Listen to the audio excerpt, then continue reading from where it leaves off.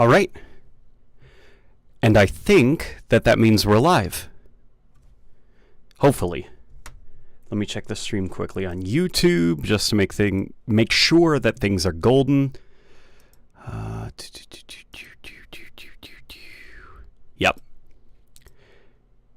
Sounds good. All right. Let me quickly make a tweet or an excretion to X, formerly known as Twitter, to let everyone know that I am now live. Playing Halo Infinite and chatting. All right. There we go.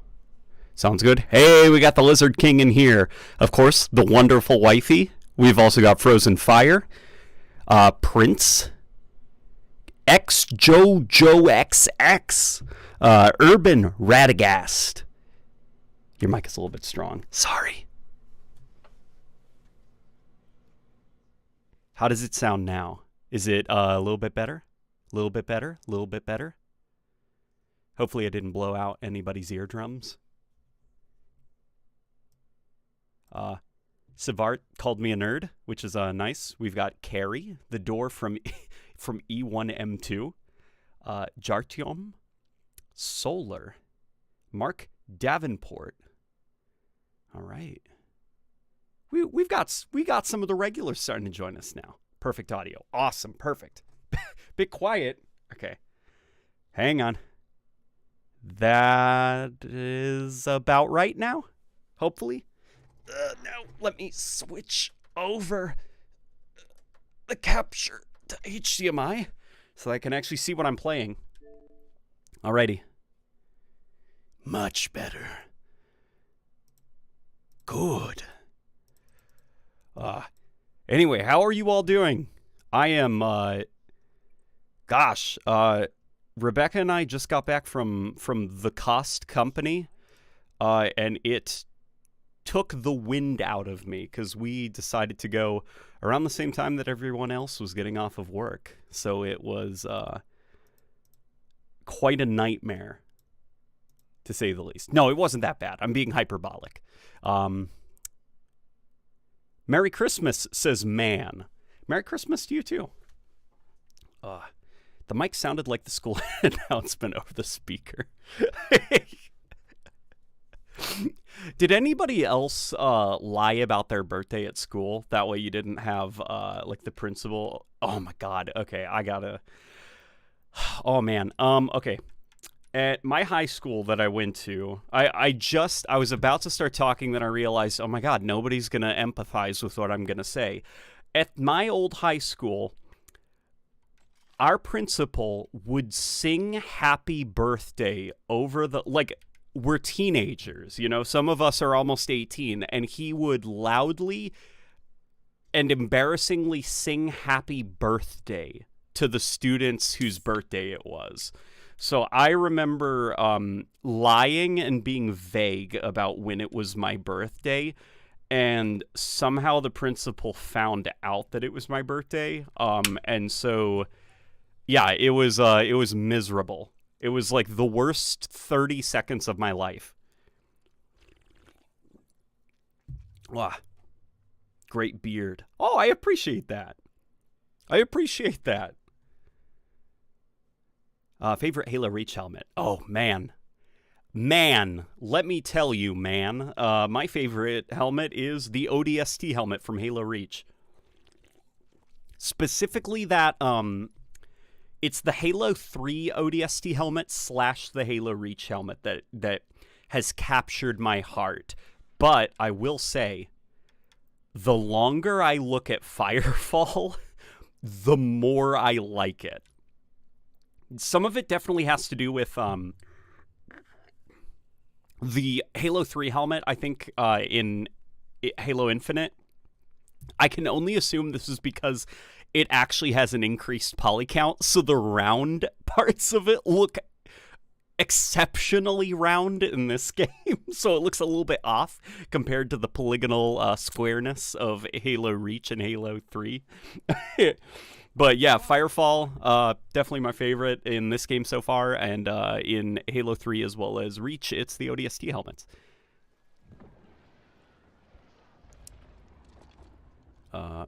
Firefall looks like an ODST got stung by a bee. I thought that at first, but I think it totally depends on what armor you're running. It can, like, if you're running an armor that, like, puts a lot of focus on the neck, then Firefall definitely looks like what if a chipmunk became an ODST and he's, like, storing nuts in his cheeks, you know, to bring back to his burrow. But I do have to say that I do like Firefall with the correct armor set up. Alrighty. Wait, hang on. Seriously, the Banished already captured the hill? I thought these guys had a lockdown. That's okay. Alright. Has anyone else destroyed the Phantoms yet? You can destroy them. And if you are behind in the points, you know, if you're trying to do that max rank grind, if you got to catch up quickly, on this map, the skewer is a volatile skewer, and it always spawns up here at the top of the hill. Use it.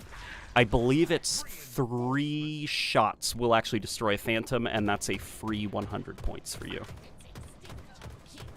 So that's a strategy that I've learned relatively quickly.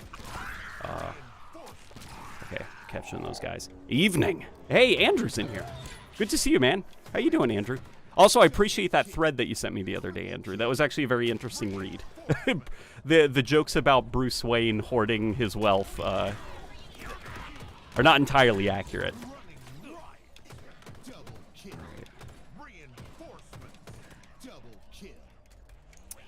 The Infinite ODST also has is also angled down a bit, so it looks like your Spartan has 0 chin. That's the Hell Jumper from Halo 5 that looks like it got stung by a really bad bee. I'm trying to remember the hell. You know, I'm going to say the Hell Jumper helmet, it looks like Halo 3's ODST helmet, but if Buck was wearing a, like one of those airliner pillows, you know, that you can buy that are like stupidly overpriced. Airliner pillows. You know, neck pillows. Oh my god. Okay, I wasn't paying attention. How is the Banished on a Halo 3 multiplayer map? Fantastic. Fantastic. Lot of fun. Valhalla is a really fun multiplayer map, and it's also a really fun map for fighting Covenant, or Banished in this case, you know. Good evening, Tusk. Bad Company 2 got shuttered this morning. Oh man, I didn't know that was happening this morning. I didn't even get my final game in. That's depressing. Dude, Bad Company 2, that was a good game. Hopefully the community takes it upon themselves to revive that game with, like, clients and stuff like that. Because Bad Company 2, I still think, is one of the... It's definitely simpler than I think a lot of modern gamers kind of, like, expect now from modern games, but I believe that simplicity is what makes it beautiful. Because it's, like... no attachment meta, no this or that. It's just kind of like straightforward. The guns do what the guns were balanced to do. And all of the classes don't have a lot of like micromanaging of different gadgets and perks. They're all very straightforward. And because of that, you kind of get right down to business, and it's all about how you control the maps.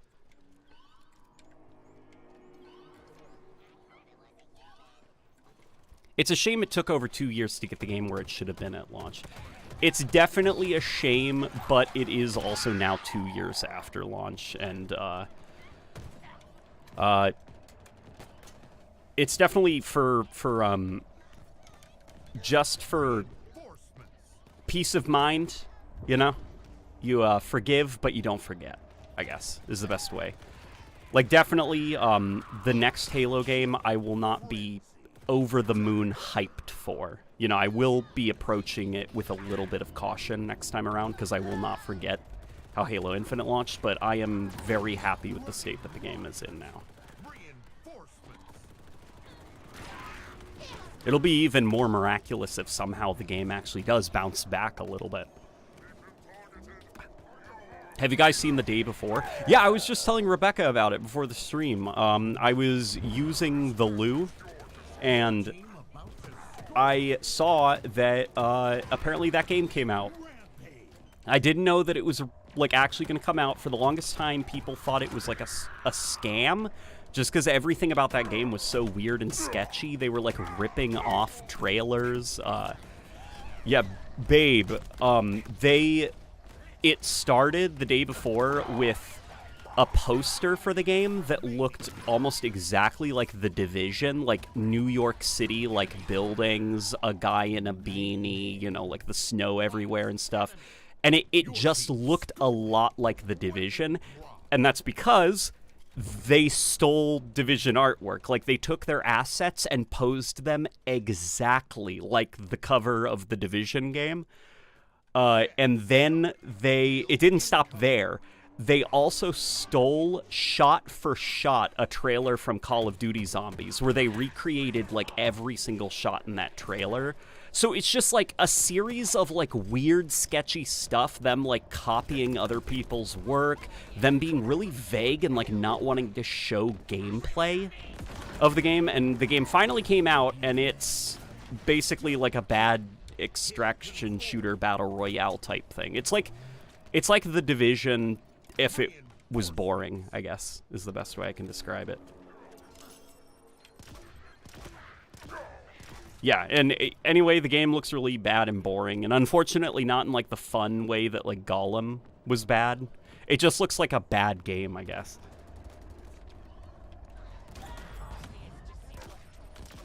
Here, let's see if actually this thing, I've never done the tests, but here we've also got a sticky grenade. Oh, you know what? I might be able to get this thing killed. No, damn it. Okay, that's all right. Okay, the Hydra's not going to do much against the Phantoms, guys. Damn it. Okay.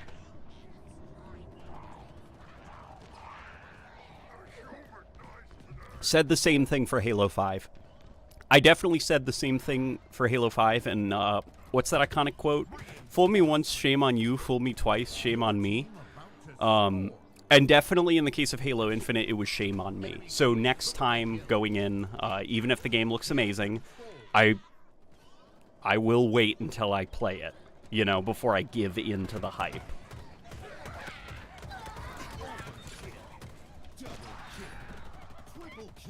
You know, I've learned my lesson, basically. Right. Let's see if this thing does any damage against the hunters. Well, I guess I didn't get my opportunity to.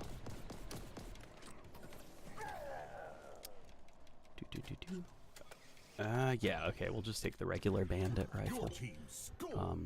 Not sure if Halo would be good if Halo 7 was made by Bungie.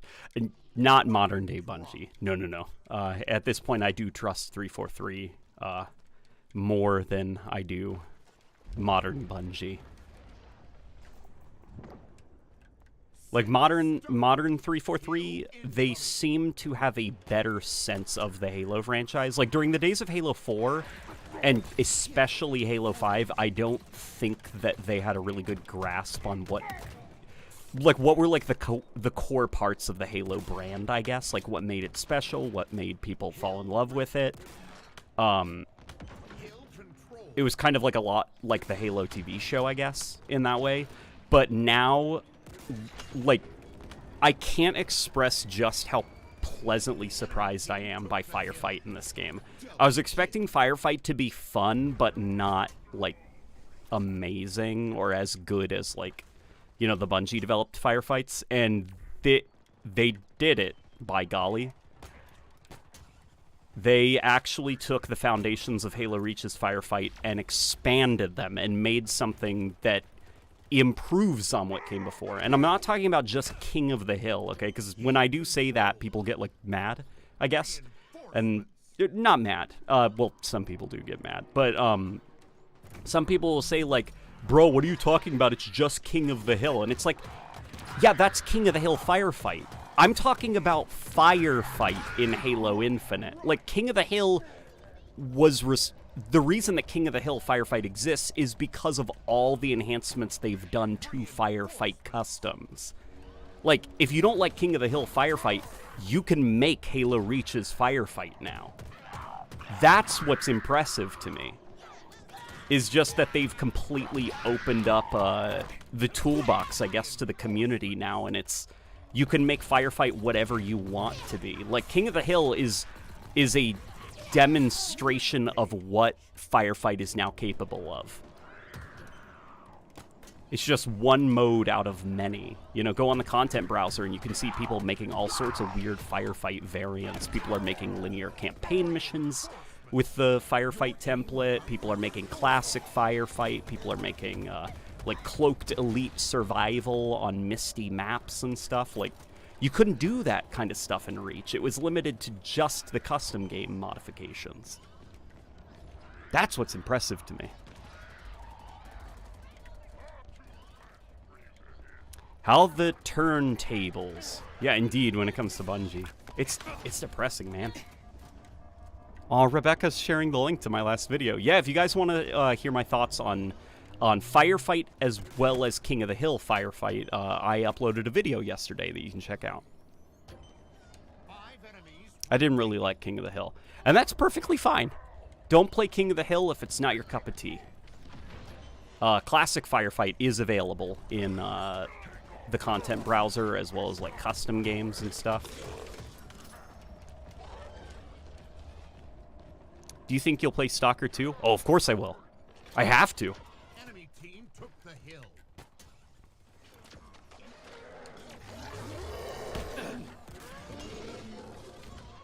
It's Ukrainian developers, after all. Like, they made that game during a war. I'd be crazy not to support them.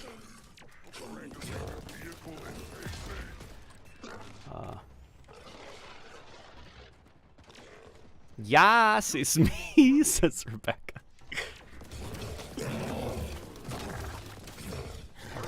Come on. There we go.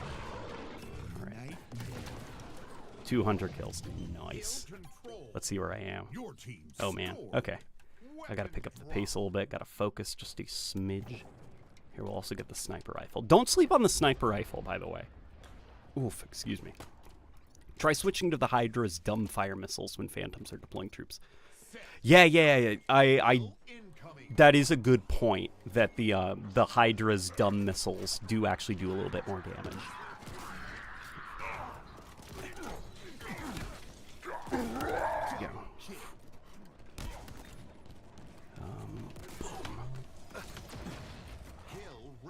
Boom. Let's see if this sniper will do anything to it. Here, I'm gonna waste the sniper on the Phantom just for experiment's sake. Okay, 8 shots is not enough to destroy one. And that was after already damaging it. Come here. Where are you? Where's that elite? Oh, this guy has the same idea as me. Okay.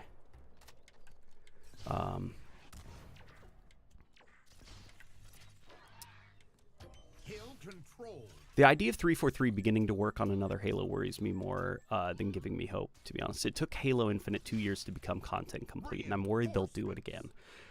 If the rumors are true that they're going to be switching to the Unreal Engine, it is a very high possibility that the game will be not complete at launch. That being said, we have not seen this like new 343 make a proper game yet. Like, keep in mind that the entire campaign team is gone.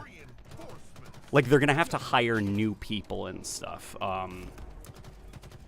You've also got Pierre Heinz, who I think is a little bit quicker and expects results a little bit quicker than Bonnie Ross did, which, for better or for worse, Pierre Heinz is less of a creative-driven studio leader, and he's more of like a producer type. Which definitely, you know, if you're like a developer, it can make it seem kind of like, you know, like get the content out now, basically. But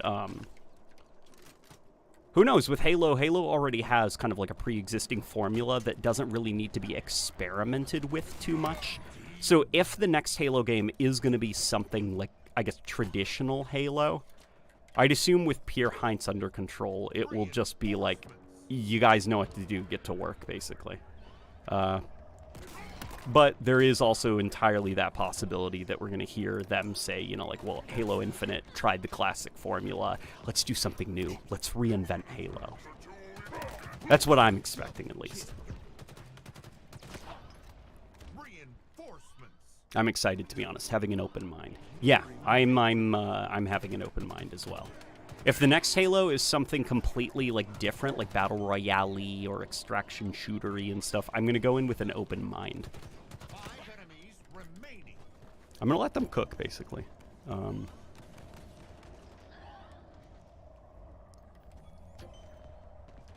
See, Jelly Bob says, I have zero faith in 343 Microsoft now. Halo will always be generic, underwhelming game in the modern landscape.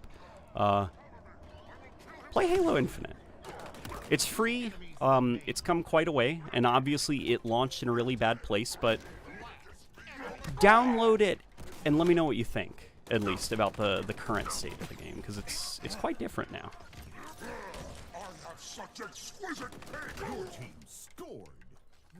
Nice. Good job, team. All right. I haven't played since mid-2022. 22. Oh, dude, yeah. Re-download it and give it a try. It's a very different game.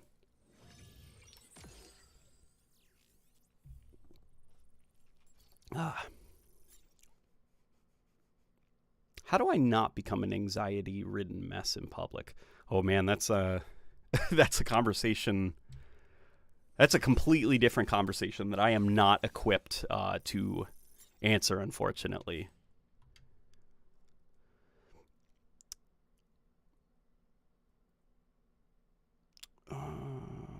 Jack Locke, the absolute Chad himself. Yeah, did you see that? He was the final boss of the match.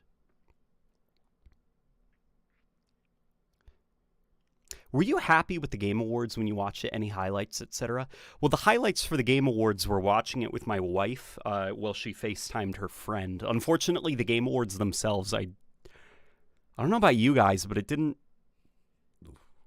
It felt like a parody of a video game award show, I guess. Like, they spent more time giving celebrities the stage and doing Muppets bits, and letting Jordan Peele talk about how much he likes Kojima than they did actually focusing on the developers who won the award. Yeah, babe, remember that developer who was crying about the person that they lost during development due to COVID? People in the audience actually took a video, and he was being told to wrap it up while he was, like, crying and saying how much he wished his developer friend could have been there with them. There was a big thing that was counting down from 30, so he had 30 seconds to thank everybody. And then while he was like, and for those of us who are not here today, the billboard began flashing, wrap it up. Like, that's really slimy.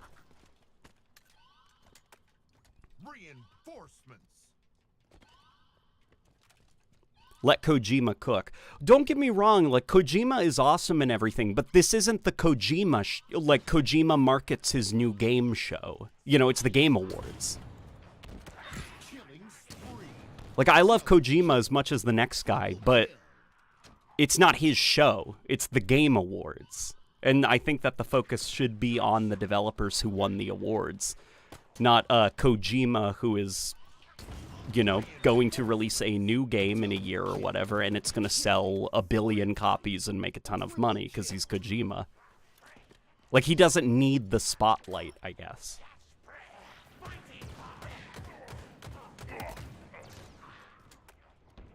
What's with Timothy being there? Yeah, or like Timothy Chalamet, where it's just like, why was he there? To announce that he's in a video game?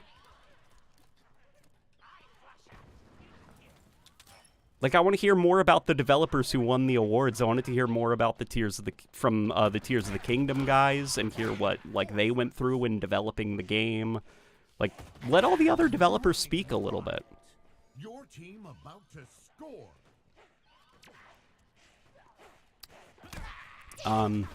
But will you play Overdose? Of course I'm going to play Overdose, man. It's the new Kojima game, and it's a horror game. Like a demo for a demo for Silent Hill from Kojima was the scariest thing I had ever played in my life. I can't imagine what, like, a full game is gonna be like. Rampage. Double kill. Triple kill.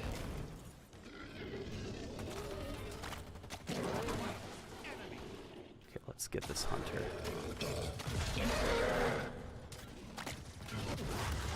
Alright. Good. Your team scored. Weapon drop. The highlight was the cam on Reggie for a quick second. Yeah, that was awesome when it just like randomly cut to Reggie who was in the audience. That was pretty awesome. Have a good day, man. What do you think is the next big step for Halo Infinite? And this comes from Ryan. Ryan, I appreciate the donation, man. The next step for Halo Infinite. In my opinion, the next big step for Halo Infinite is cleaning up the UI. That's got to be the next big thing, which apparently they're doing. They're working on a match composer, like the MCC, which is like perfect, you know? That would be my next big thing. It's now it's basically like tidying up. Like, let's start focusing on bug fixes. Let's start focusing on the netcode. Let's get all the various features in the game that are currently like broken or buggy into polished states. You know, get rid of like the playlists because they're starting to look like really disorganized. Bring in the match composer. And I would also say make the process of finding maps a little bit more organized. Because I don't know about you guys, but looking at the list of maps in the games, where it's just a series of squares, like it's very kind of like anxiety-inducing, I guess, because it's like you don't quite know what you're looking at, and sometimes the thumbnails don't even load in. That's what I would focus on now, is just organization and cleanup. Because what's now playable in the game is great. Accessing the playable content is where some of the headache comes in.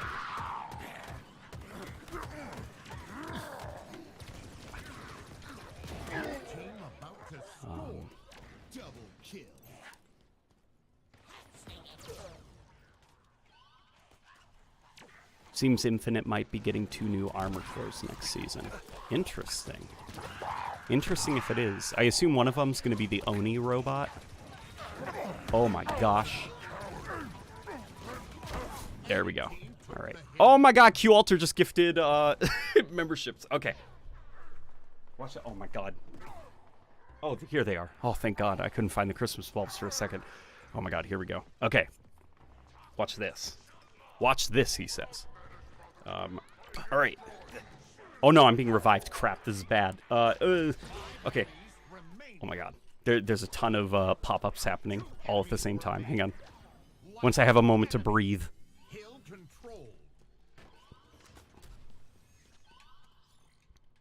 Okay. We got a gravity hammer. For me, it's more weapons, but I do agree UI is very important. Yeah, the UI, I would say, maybe is more important right now than new weapons, just because I do think the sandbox is in an okay spot. Minus, I do think that the game needs a plasma rifle of some kind. Here we go. All right. Holy crap, there's so many people. Okay. The wife. Here, I'm just going to do a gigantic heart. Here we go. The wife just got a membership, and her ornament is going to go right there on the top. We've also got Nom Nom. Nom Nom. Right there. Nom Nom, welcome to the channel. The emotes are available for you to use. Okay. Nom Nom will go right there. Who else? Pan attack. All right. Pan attack. Right there, pan attack. I appreciate you being a part of the channel. Make sure to make good use of the Craig emojis. The wife made them. We've also got belated phantoms. Belated phantoms. Welcome to the channel, belated Phantom. Oh my god. Go away. All right, there we go. that did the work. Okay. Bladed Phantoms goes right there. Who else have we got? We've also got Astal. Okay. And Astal. Reinforcements. Okay, Astal. Oh. Hopefully I didn't miss anybody. Yeah, okay, that might be it. Invasion 2.0 would slap. Yeah, Invasion 2.0 would slap quite a bit, but you'd need playable elites for that to be a reality.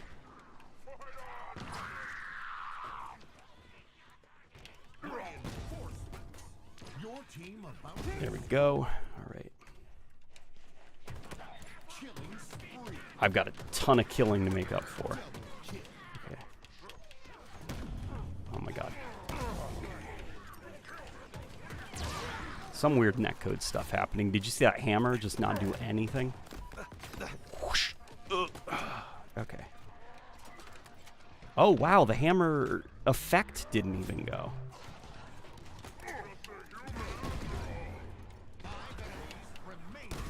Okay.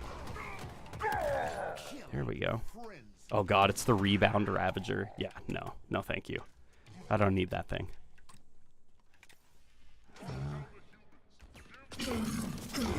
Hill is contested. Why is the hill contested? Okay. Oof. There we go.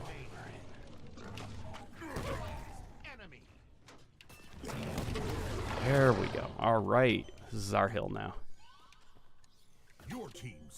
Oh my gosh, Mr. Nowhere's here. Thank goodness Infinite has firefight now. I always liked PvE more than PvP anyways. Good to see you, Mr. Nowhere. I appreciate the $50 as always, man. It helps a lot. And yeah, as for PvE, I am in total agreement with you. I tend to like PvE content a little bit more. I've always been biased towards PvE content, but as I've grown older, that bias has gotten more and more strong. I'm not sure if maybe it's just like as you get older and like video games just keep releasing, you start to see how little, I guess, it matters investing a ton of time in one PvE game, but I don't know. It's just more fun and chill to just kill waves and waves of enemies. Fingers crossed, Mutilator SSG arrives next season. Like, Mutilator SSG. That's not Space Station Gaming, is it? Like Ubernix competitive team? Double kill. Triple kill. Is that a coding for Space Station Gaming? Because I know apparently there's some controversy within the Halo community about like some codings that 343 like never released that apparently looked really cool. For the weapons, at least. Let's grab this.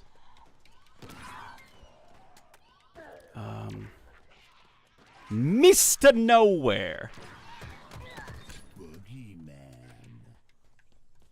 Yeah, let's grab actually the shock rifle. We'll make good use of this. Alright.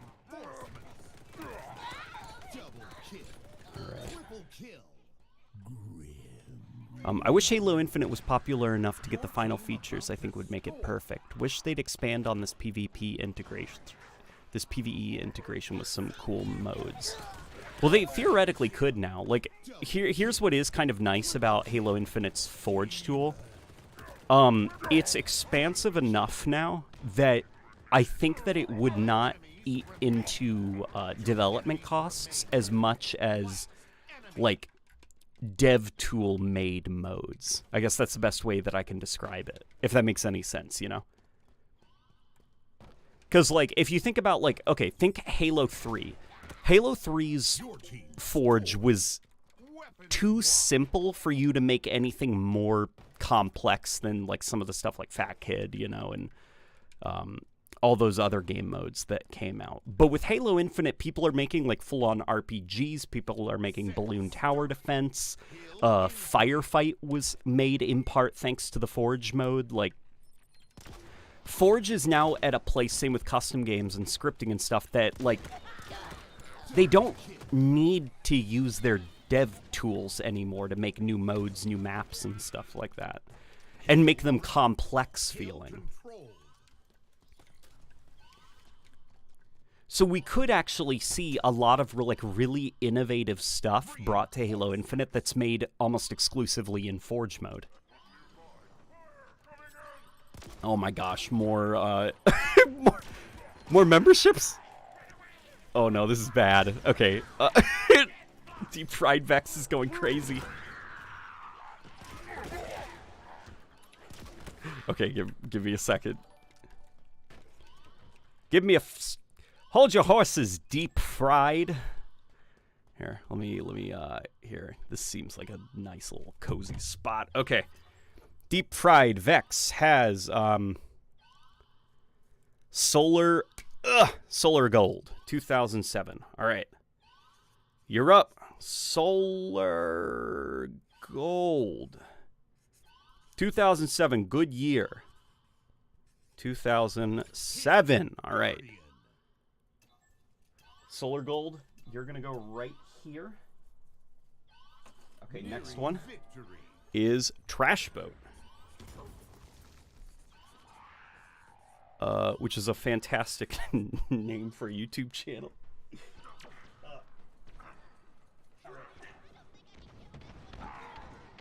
Oh my god. Okay, Trash Boat. Wait, no, I totally screwed that up. Trash Boat, you're already a member. Okay. It's Noble Padawan.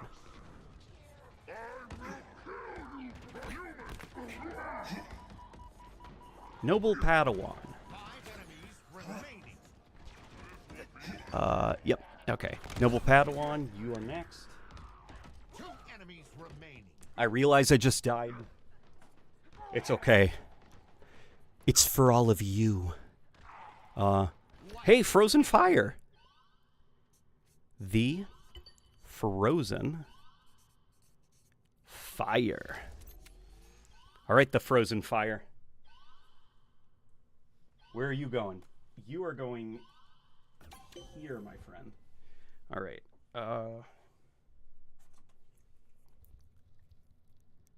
And then we've also got Proof Ostrich. Okay. Your team's Proof victory. Ostrich. Make sure that I spell it right. There we go. All right. Proof Ostrich.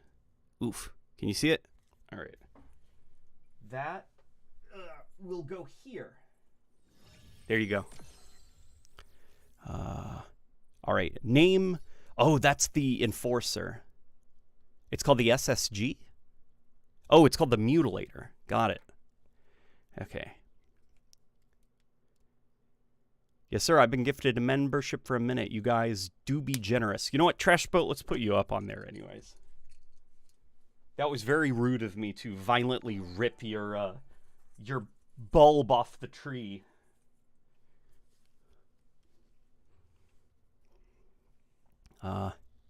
It's inspired by the DMR. LNG, how would you fix the Halo franchise, says Jelly Bob. And this is also Jelly Bob's 10th super on the live stream. Did I do Aurorial? Did I miss Aurorial? How could I have missed Aurorial?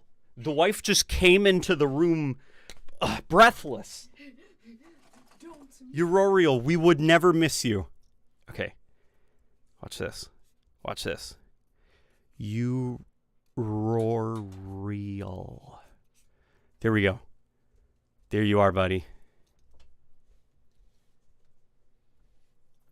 Oh my god, now you have T-Dog Smitty. Oh no, T-Dog Smitty is in here? Yeah, and he got a gift from Q right now. Oh my god, not T-Dog Smitty. Isn't that your bud? Yeah, that's my Call of Duty bud. We've also got T-Dog Smitty. All right. T-Dog Smitty also gets an ornament for the tree. There you are, T-Dog. All right. I just caught your short about Peter Griffin belonging in Call of Duty. Thanks for the ornament, bro. Sports announcer voice. Q1-upping with 6 total gifts.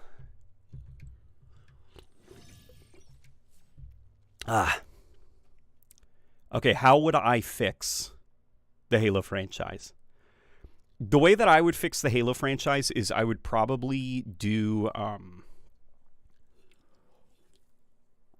the way that I would probably do it is I'd there's a couple of different ideas. One of them that I would probably do is I would create... So this is like... Are we talking about how would I financially save the Halo franchise and make it like the biggest thing in gaming again? Or how would I personally do it if I was like a crazy megalomaniac who had complete control? If I was a megalomaniac, and I'm not, I would make 2 projects for the Halo franchise. One would be a classic style Halo game, like classic gameplay, classic focus on you have a primary weapon like a battle rifle, and then you have your secondary weapons that are a variety of interesting things. And then, oh, Rebecca's turning on the PC. I think she's going to join us. Guys, the wife is joining us. And then the second game I would make would be something super unconventional in the Halo franchise, like an extraction shooter / MMOE shootery type thing, where it's not like the classic Halo gameplay formula. It's probably something that is a lot more kind of like designed around like modern gaming trends. You probably wouldn't be like a Spartan in it. You'd probably be something like a Marine. Maybe you can get your way up to an ODST. Like basically you'd be able to pick who you're gonna be in the Halo universe, and that dictates the kind of gameplay experience that you're gonna have. Like if you're an ODST, you have certain gameplay mechanics that a Marine might not have, and you know, vice versa.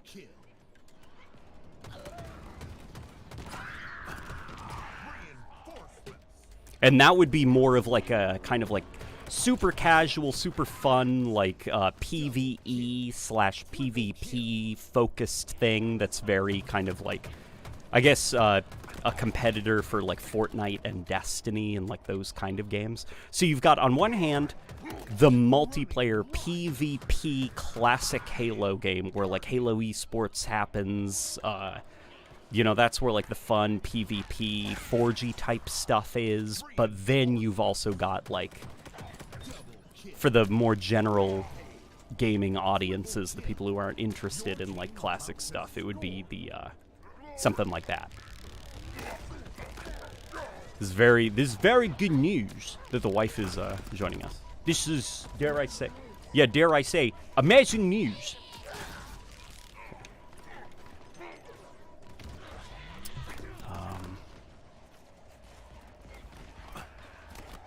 And then, hang on, I missed another one. Strategy to get more of my friends to try Halo Infinite. The current season of Fortnite has their attention, and I don't want to play Halo alone anymore.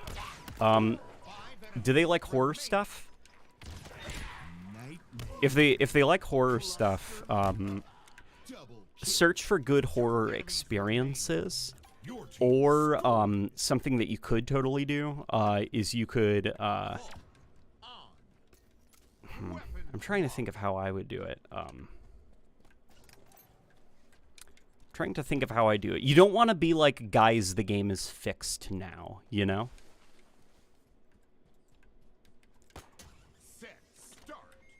Something you could totally do is make a fun Forge map that is like survival or something like that. Make it like a base, make it super overpowered, super fun, you know, and then be like, hey guys, can you help test my Halo Infinite multiplayer map with me? I need some extra players, and then get them to play, and, you know, let's see if it hooks them. That's what I would do, at least. I assume this classic Halo would have retro graphics. Okay. That is an excellent point. Might not have retro graphics, but I would make it slightly stylized. Like, not like Fortnite, like insane body proportions on everything, but definitely, like, okay. Have you guys ever watched the cutscenes of Destiny 1? They are... Obviously, it's people walking around, right? But, like, you know, chests on men are a little bit broader than normal. You know, eyes are maybe a little bit wider than normal. You know, hands are maybe a little... Like, it's just that, like, that Bungie art style where everybody is slightly stylized while having one foot in the door of realism. That's the kind of art style that I would go for. So it doesn't have to be kind of like Halo Infinite where it's kind of like hyper-realistic looking. Oh my god. I just stuck that guy and he ran right at me with the...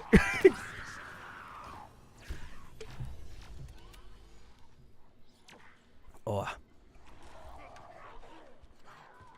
Spartan 3s could work for an extraction shooter.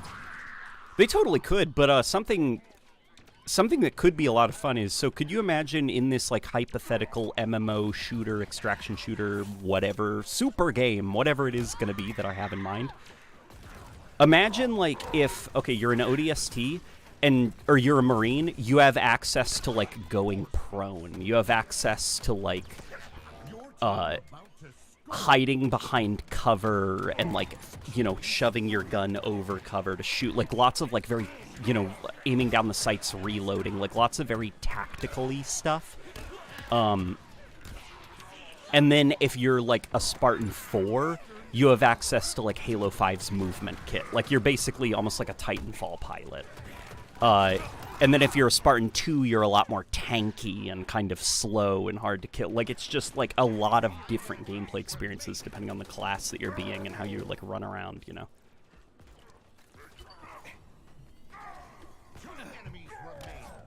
It's not my fault. Someone put a person in my way.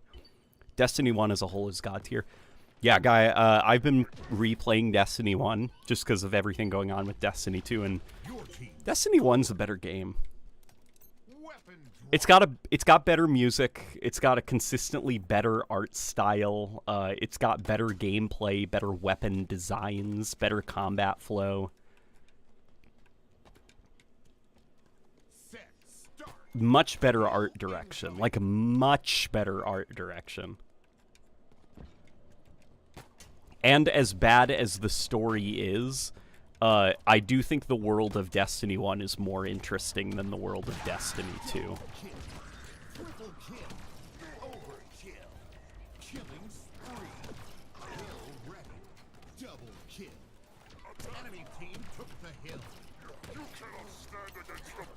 Like, I'm not sure how Bungie's current writing team and cinematics team and stuff made Savathûn boring, but they did.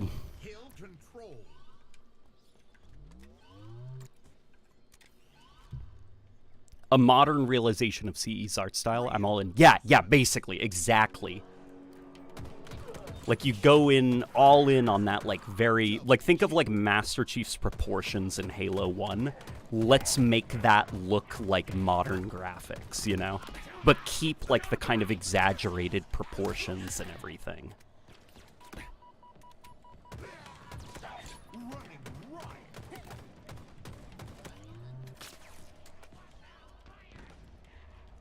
The world of Destiny 2 is much smaller and so much more kid emotion-y. Yeah, it's like very like kind of like shallow surface level, bland soap opera-y stuff that thinks it's really high quality writing. It's like every single Destiny 2 season is the same thing. Character is in trouble, / character wants our help, and then it's people arguing for like 3 months about if they should trust that person. And then that person does the thing that was asked of them. Rinse and repeat over and over. Would you ever play Baldur's Gate 3? Larian is such a good dev. Yeah, Baldur's Gate 3 won Game of the Year and everybody's talking about it. Baldur's Gate? Maybe? It also just doesn't seem like my kind of game, I guess. Maybe. Yeah.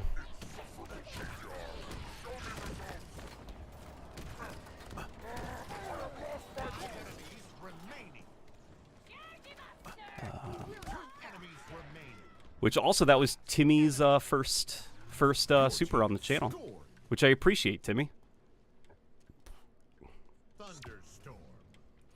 Pro tip: use your grapple hook on the jackal shields. Yeah, I forgot about that from campaign. Oh my god. Destiny 2 removed all their content that I paid for. Oh yeah, that's something Destiny 2 did. In 2020, Bungie announced that, like, basically because they wanted... Originally, Destiny 2 was only supposed to be supported for 3 years, and then Destiny 3 was going to happen. But then Bungie bought their independence from their original publisher, and then they were like, we're changing our plans. Destiny 2, we're going to support it for 10 years. But because of that, we need to change the engine so that it can support new content, because that wasn't the original plan. And there's a lot of content in Destiny 2 that's outdated technically right now, so we've got to remove it from the game. And then on one fateful day, they patched out, like, everything. Almost, and like restarted the game. So there's like content in there that people have paid for that they can't access anymore because Bungie removed it, and they said that they were sunsetting the content.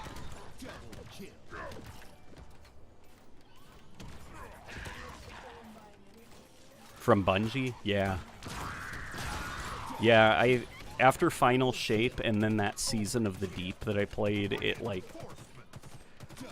I'm just going to play Destiny 1 if I ever have a hankering for Destiny, because at least I know Bungie's not going to, like, screw up Destiny 1. Have fun, LNG, says Trash Jesh. Back to work for me, then studying even more when I get home. Alright, man, good luck. Good luck with the studying. I hope it goes well. Maybe a Halo 3 anniversary. I don't know if I'd want a Halo 3 anniversary. I don't know. Just like a Halo 3 anniversary without, like, the original people who worked on Halo 3. I feel like I'd rather the community made, like, texture pack upgrades, you know, and things like that for Halo 3, you know, like new animations and stuff like that. I don't know. I wouldn't like Saber Interactive to basically use Halo 2 Anniversary assets and paste them over Halo 3 models.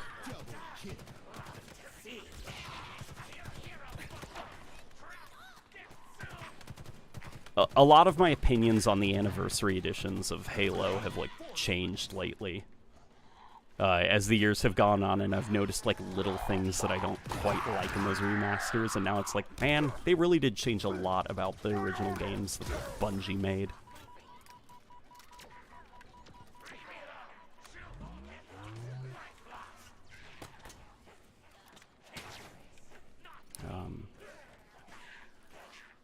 Remember that news article from Epic Games about Epic Games' aspirations to secure more than half of the PC gaming market through their exclusives? That was hilarious.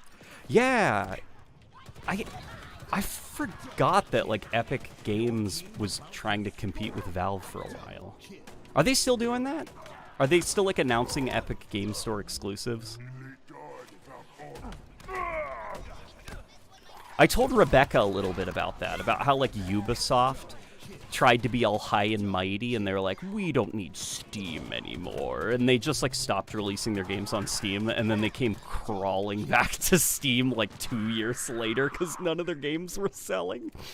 Even Call of Duty did that. They stopped releasing Call of Duty on Steam, and it only lasted, like, 3 games. And then they came crawling back to Steam. Alright, perfect. The match is over.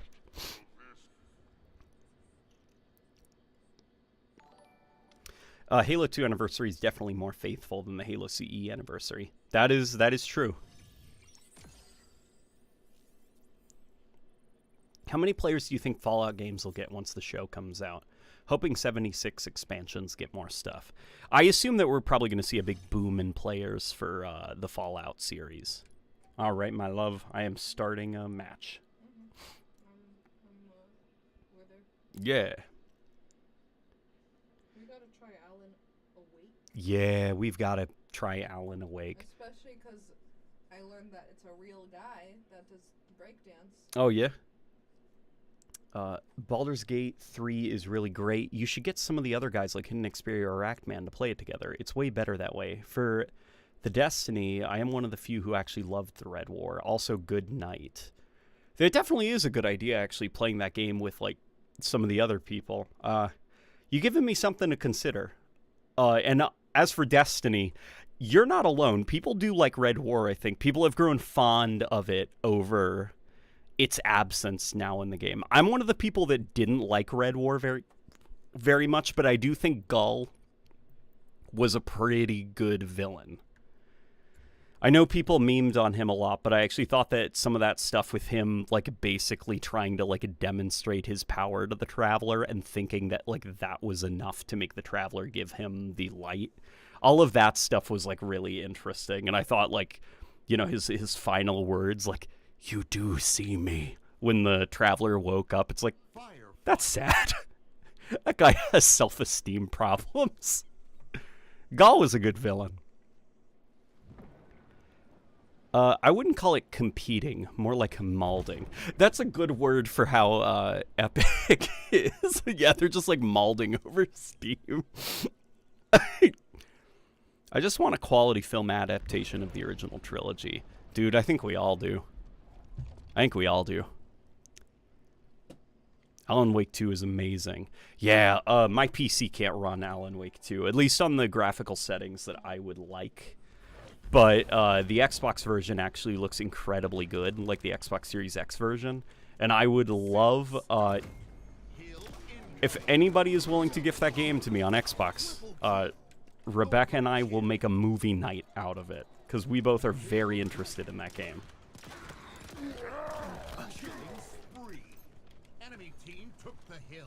Can I have your weapon offsets? Yeah. Yeah, Solid Cobra. Give me a second.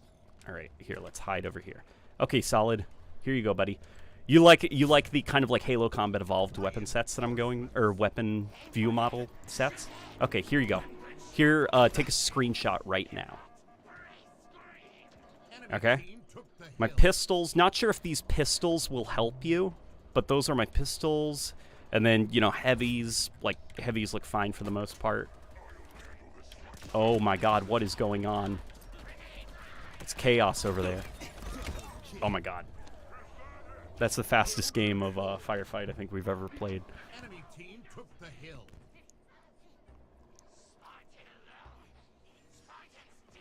Halo 2 classic audio is still shit.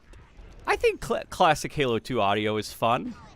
I like that the SMG has that cartoon like sound to it. I don't really like the super tinny, super reverby sound that they gave it in Halo 2 Anniversary. It doesn't really sound like the Halo SMG, which I guess was the point. They were trying to make it sound like a Thompson, but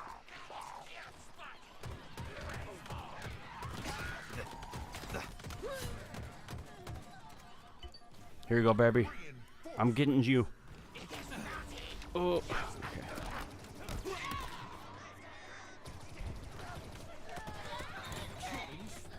Oh, yem.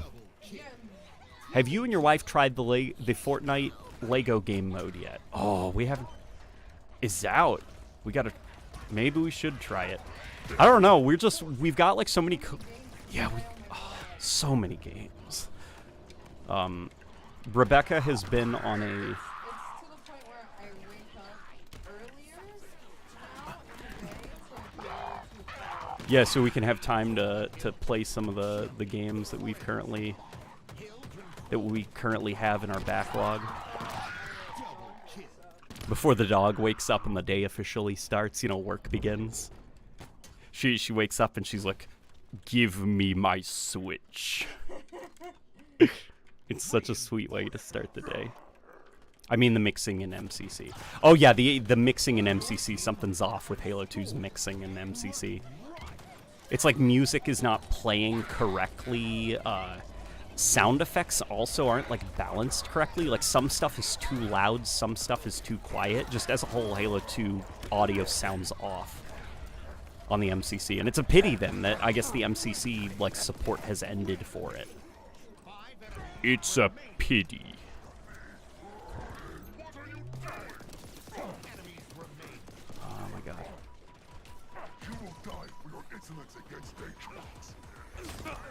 There you go, babe. Enemy. Oh. Your team scored. Weapon drop. Hey LNG, did you know that the Evolution of Halo playlist is missing 3 videos? It is. Okay. Well, I can correct that. The shadows are messed up too in Halo 2. Oh yeah, I believe that. The shadows are also messed up in Halo 3, as well as Reach.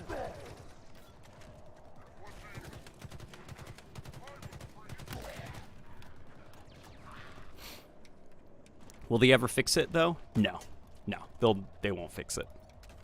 Hill ready. Enemy team took the hill. Here we go. Let's go this way. I wonder if it's something the community can fix via like. So I'm thinking with some of the missing shadows in Halo 2. I wonder if it's something that the community can mod in. Like, maybe you can't fix the lighting engine, you know? But surely, maybe, like, for some missing shadows, you could manually place shadows. I'm not sure if, like, that's possible. Like, rebake the lighting for the level and manually place shadows in spots where, like, they're missing.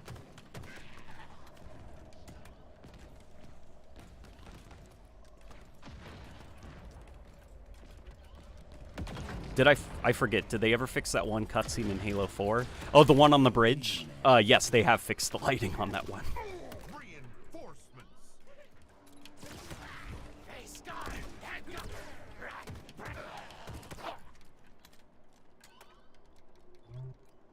They're also insistent with their contrariness, like how soon after Valve banned NFT scamware from Steam, Epic welcomed them to the Epic Game Store with open arms. Yeah, Epic is like pretty obnoxious with that kind of stuff. They're very kind of like, I don't know, it does come across as really like petty and spiteful.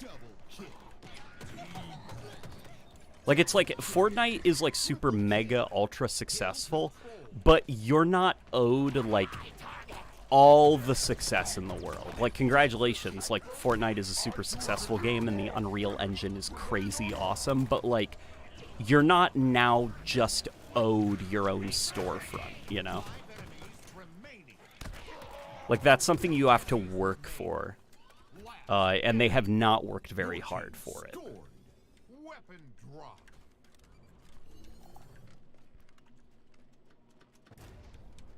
TechPon is currently in the lead. Good job, man. Set start. Hill incoming. So why put in all the work to fix Halo 2 and Halo CE's graphics if you're not going to go all the way and fix them? Probably just because of the effort. Or not effort. That implies that they're lazy, and they're not lazy. Like, the people who fixed the Master Chief Collection, it was an extraordinarily small team. Way too small, in my opinion. It was probably a matter of prioritizing the biggest offenders. Like, you can't fix everything because you literally don't have the manpower to fix everything. So find the worst offenders and at least get those patched so that the smaller stuff, like missing shadows here and there, are, like, ignorable, even if they are obnoxious, you know? Hill control.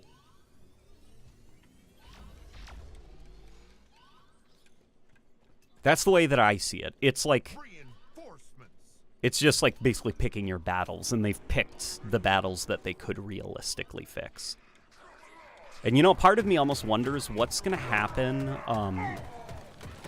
What would have happened if they did get their way with, remember they wanted to add microtransactions to the Master Chief Collection? I wonder what would have happened if they actually could get away with that. Because remember, after immense community backlash, they like, did not go ahead with that idea. I don't know, maybe support would have continued for the MCC. Reinforcements. Hard to say. I am still happy, though, that the MCC did not end up getting microtransactions. Because the idea of, like, retroactively adding microtransactions to, like, old Bungie games, that comes across as weird to me.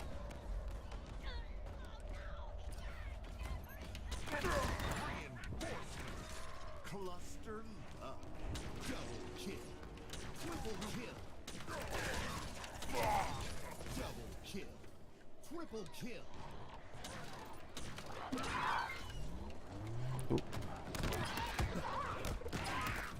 Running riot. Do you think they'll ever make a CE Anniversary 2? No. No. They will not do... Well, okay. Never say never, because will they do it 100 years from now? I have no idea. But in the immediate future, I do not see them remaking the remake of Halo 1. I don't think that we're going to see that in our lifetime.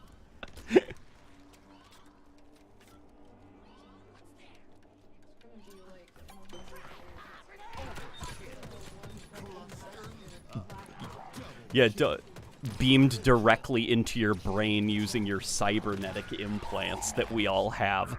Also, it'll be rolling out to Mars next week.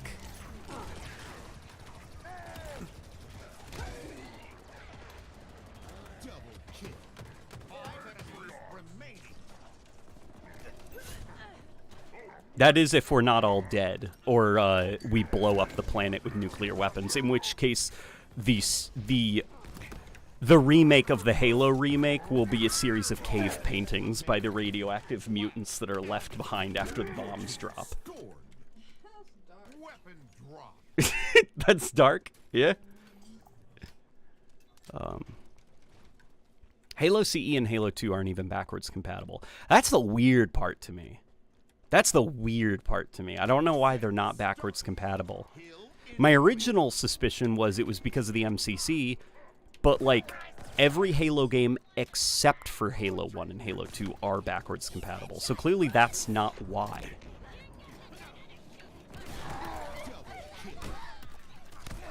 Double kill. Hill ready. Enemy team took the hill.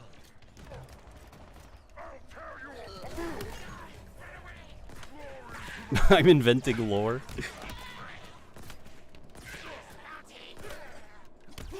Oh, yeah. Hey, there's a sneaky little brute back here. Hill control. Oh, baby, you're down. Yeah, they really got to fix the downed icon. Reinforcements.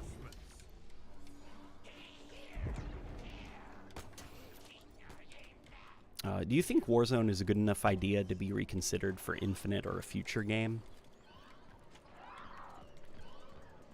Maybe. I don't think they could ever call it Warzone again, though. Just because, like, Call of Duty Warzone exists. And yes, Halo did it first, but which is more successful? Nobody remembers Halo 5's Warzone. Everybody, on the other hand, plays Call of Duty Warzone. So if it were to ever return, they'd have to rename it, at which point, why not just make something new?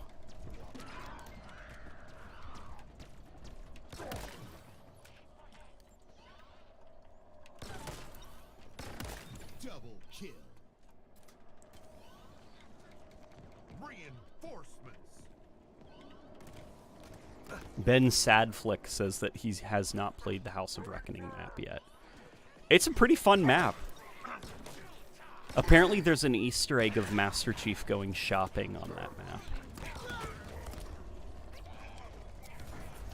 Your team about to score.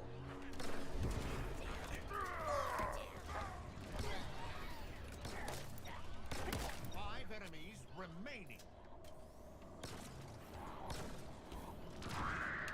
All right. We're doing good work. Oh god, the hunters. Shoot them in the back. You gotta wait for them to turn their back to you and then you shoot them in their big orange gooey spot.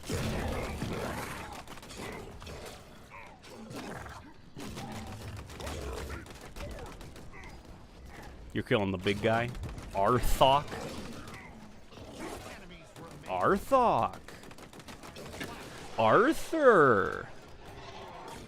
Morgie. Borgie. Oh my god, Andrew just give us $10. Andrew! If they were hinging continued MCC support on microtransactions inclusion, I wish they would have made it clear. Then again, it might have given the impression that 343 was holding MCC support hostage unless we pay up. That's true that some people might have taken it that way, but like if that was also just the realistic reality, like, hey guys, we've been supporting this game for free. Like, it's getting to the point now where in order to justify continued support, like, we need money to come in so that we can put more resources into the updates. We're thinking about introducing these things called Spartan points that people can pay money for. I feel like people would have been more okay with it. Oh my god, I just shot this with my gun, the Phantom, and it blew up. Worm. Reinforcements.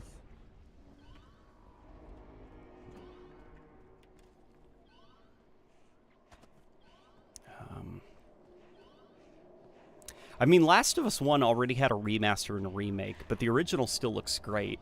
Yeah, but also, like...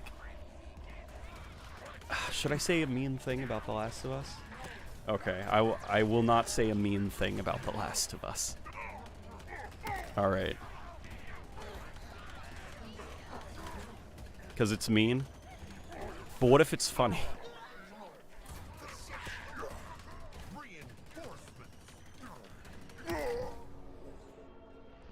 Alright. I can't get over how beautiful that armor is. Yeah, 343 really cooked with this armor. The classic Master Chief armor. Yeah, Mr. Bones. That's him. Bobby Jack. Oh, there's a way to scan the environment and it highlights every weapon on the ground. I think it's Z. That's it. I love you. Oh no, now people are saying say it. Say the thing. Know the thing about The Last of Us. Tell you first.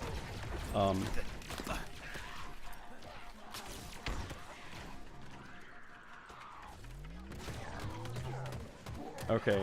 Well, now I can barely remember it. It was something along the lines of The Last of Us 1 is the video game equivalent of Oscar bait, and that whole franchise is built on re-releasing the first game over and over again because it's done nothing of value since. All The Last of Us has to cling to was a game from 2013, and that's it.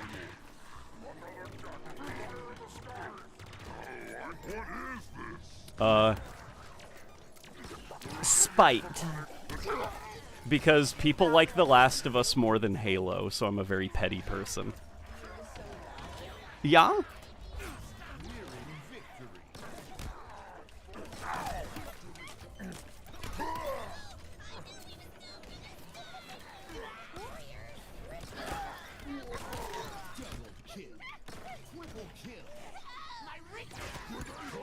Oh boy.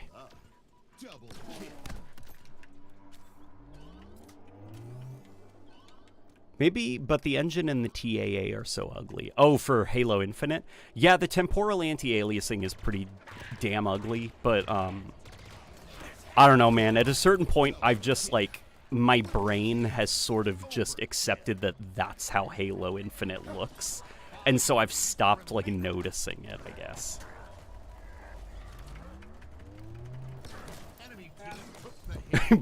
Bassus! Oh, that guy's hilarious in the campaign.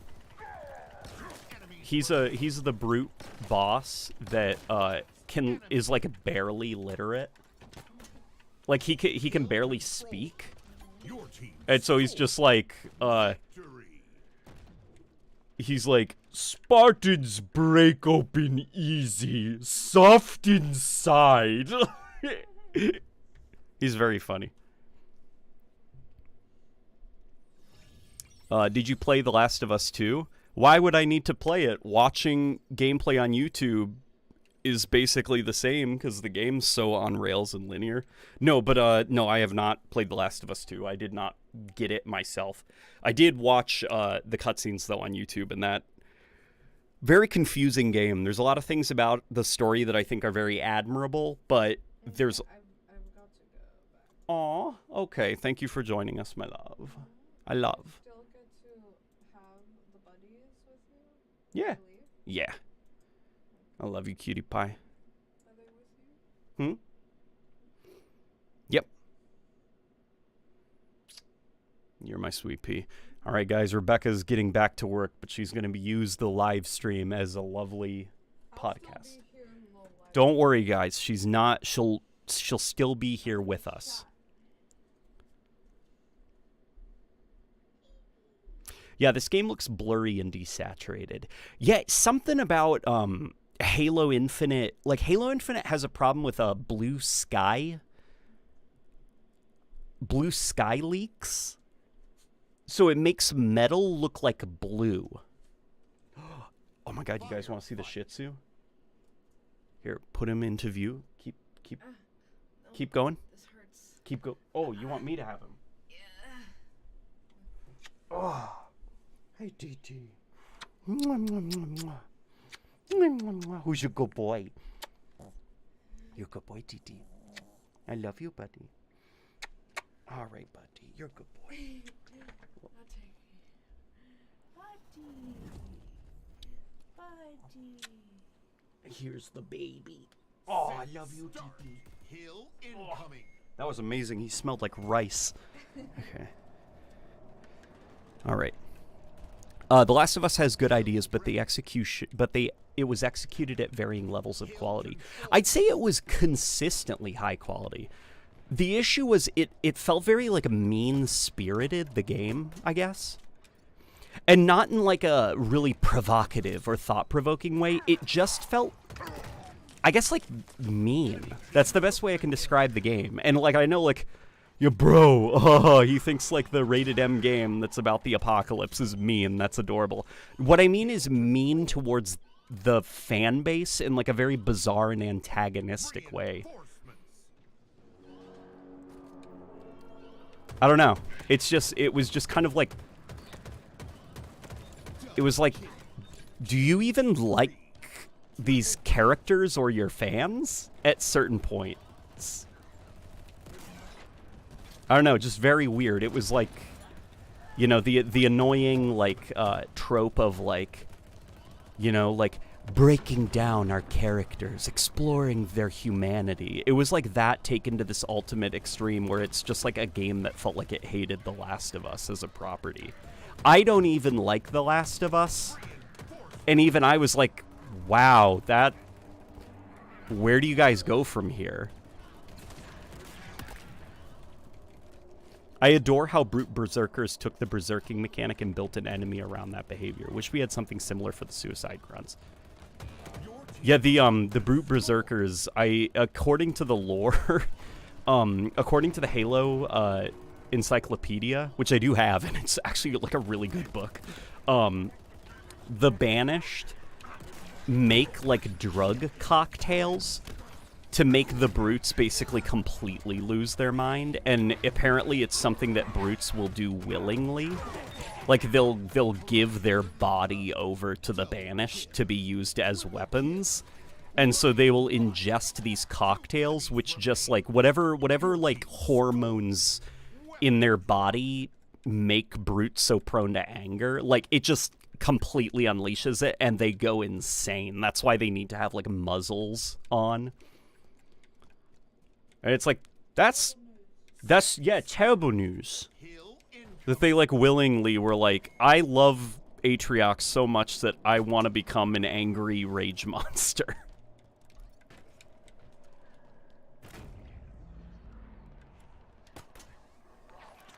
Me thinks it was written that way. No, it was written that way. That's why it's weird to me, because I don't think it was, like, a good idea. Rampage. I just don't think it was like a good idea for a story, The Last of Us 2. I mean, it was a good idea for a story, but how they went about it was like kind of too far. I guess it's like, you know, have you guys seen Travis Knight's Bumblebee movie? Bumblebee, in that movie, there's like this really cute scene where they give him like toilet paper and they teach him how to TP a house. And then Bumblebee does that, you know, and it's like, that's hilarious and cute. Like the Transformer is like throwing toilet paper all over somebody's house. And then they like teach Bumblebee how to egg somebody's car, and it's like adorable because Bumblebee just like breaks the whole carton of eggs over the car and starts smearing them all over the car, and like the kids are like laughing and Bumblebee's having fun. And then he takes it too far and he trashes the car. Like he starts jumping up and down on it and like breaks the car and squishes it. That's like The Last of Us 2 to me. At first it's like, oh, that's really interesting. They're breaking down Joel as a character and they're like confronting certain things. And then it's just like, oh my god, it's not stopping. And it's like, whoa, whoa, whoa, stop, you're going too far. And by the end of it, you're just like, what did you do? Like, you went too far. The Last of Us 2 is the video game equivalent of that scene where Bumblebee goes too far and destroys a car. Is what I'm getting at. Double kill. 5 enemies remaining. 2 enemies The Last of Us 2 had too much shock value stuff, and it started to feel like a parody. Yeah, that's the best way I can describe it, where it's just like, does this game, like, hate me? Like, I get it. I get it. You made your point. Like, why are you going further?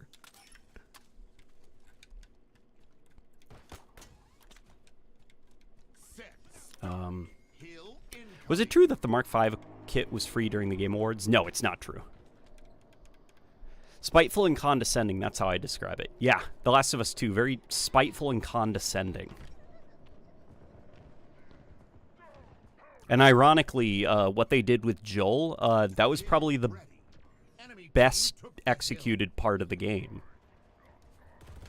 At least in my opinion. You know, because what Joel, like, it's so bizarre. Like, there's a lot of games that I really dislike until... A lot of games and movies that I really dislike until a very, very specific part. And I'm like, that is so interesting that it almost forgives the rest of this thing that I didn't enjoy. And The Last of Us was very much the same way for me, where it's like, the whole game, I didn't really like it, didn't think it was that interesting, until the ending. And I was like, that's a weird way to end a game, and that's actually very interesting and thought-provoking. And The Last of Us actually addressed The Last of Us Part 2 addressed the ending of The Last of Us 1 in a way that I was like, yeah, that's some of the stuff that I was actually thinking about back in 2013, and so that's interesting that they kind of ignored what the fans were like, where it's like, he loves Ellie because he lost his daughter and Ellie is new daughter. And I'm like, that's kind of interesting, actually, that they treated what Joel did with a little bit more, like, I guess, like, honesty and empathy. Not empathy for Joel, but empathy for the people who died at Joel's hands. And kind of, like, addressed how kind of, like, bizarre and weird Joel actually is as a person because of what he went through. But then after that, the game just got a little bit too mean-spirited and weird for my taste. Senator Abby Strong scores a Joel in 1 uncensored. There's also that, where it's just like, okay, this... Like, the actual death is cool, but the execution of it is just like, come on. Oh, God. If I can't get them, they may have to just have the hill. See, that's what's so frustrating about The Last of Us Part 2. A lot of interesting ideas. But then a lot of stuff that's just, like, mean for mean's sake. I think the show could fix it. The show definitely does have the potential to fix it.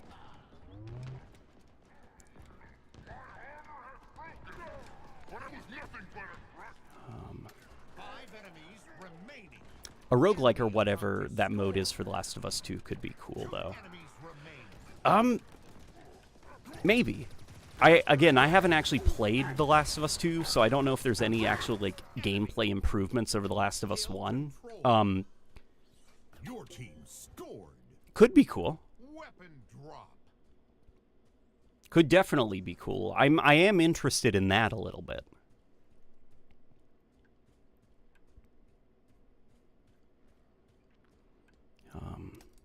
Set start. You know, one thing that the show actually fixed over the games, in my opinion, is the way that they handled the cordyceps. Like, the cordyceps, Triple kill. the way that it spreads. Back in 2013, probably the biggest thing that I just couldn't, like... Listen, this is nitpicky, okay? But in that game, because the zombie virus is spread via mushrooms, because it's a fungus, and so a zombie will die, and then its corpse will just sprout mushrooms that'll breathe spores into the air, and before you know it, you've got like a toxic building that you need to wear a gas mask before you go inside.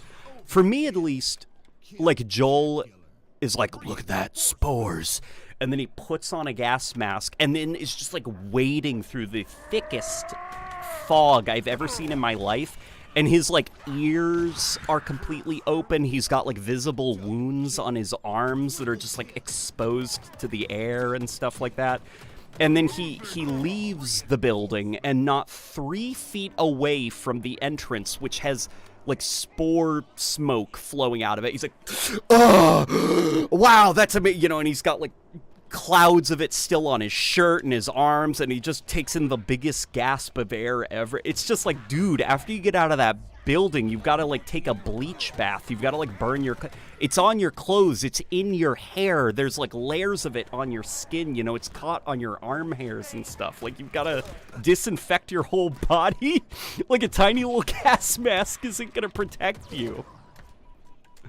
And it just, like, it completely took me out of the moment whenever Joel would enter a spore-infested zone in The Last of Us 1, because it's just like, that's not going to protect you, dude. And so I appreciate that the Last of Us TV show just did away with, like, the gas mask stuff, and was just like, you don't have to worry about that. Just don't get bit. Weapon drop.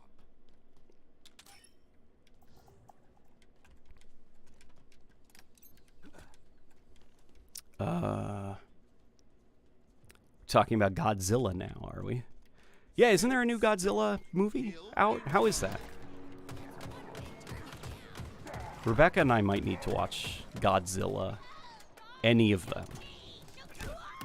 Because the only Godzilla, unfortunately, I'm ashamed to admit, that I have experience with is...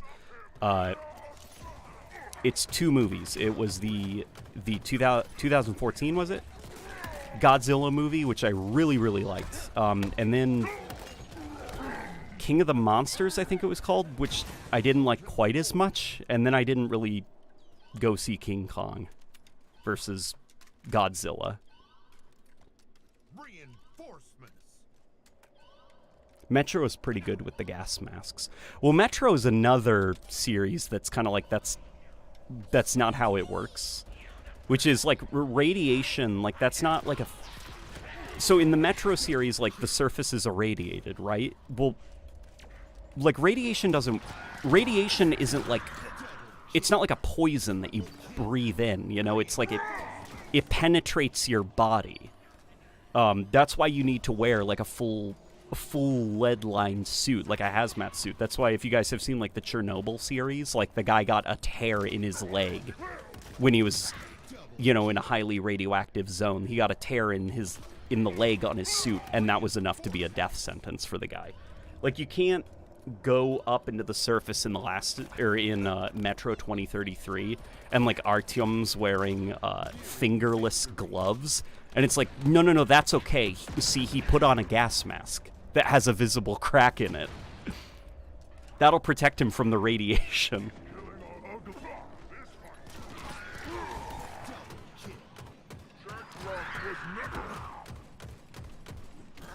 Unless they've, like, updated the lore and made it, like, it's not actually radioactive, the surface, the air is just poisonous.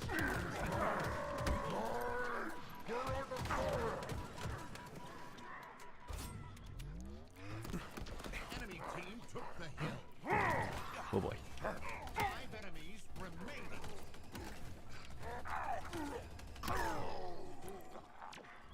Let's capture this hill. Who's over there? Is it those, oh god, it's the chieftains, okay.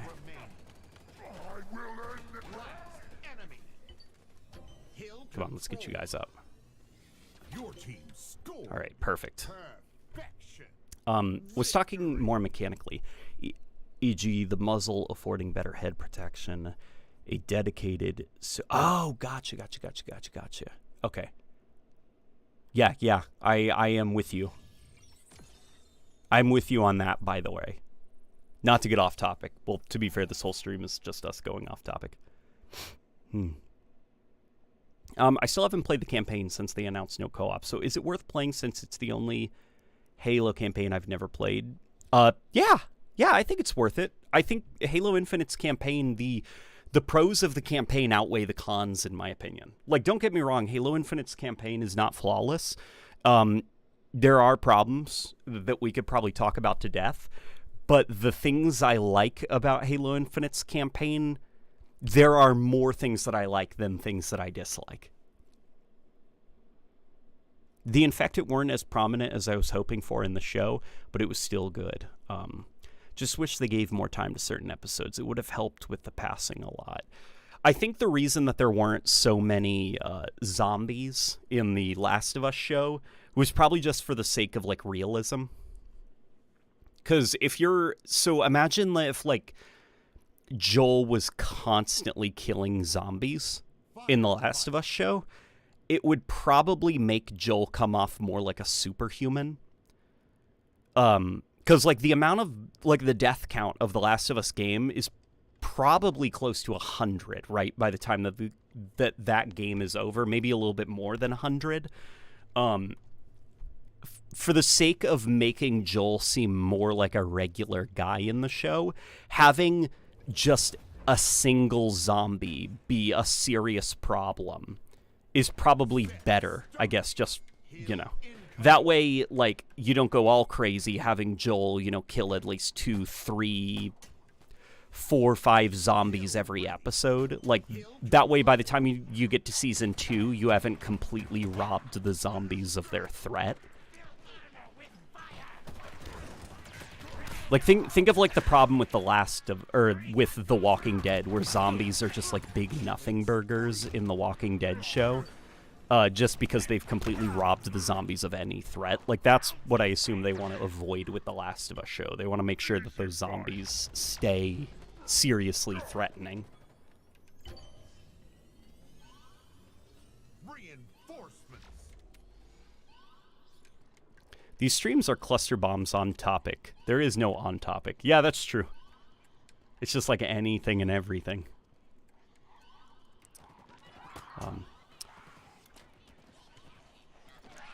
I liked the campaign. Thought it was worth it on sale for $30. Yeah, $30 is a pretty good price for the Halo Infinite campaign. Double kill. Triple kill.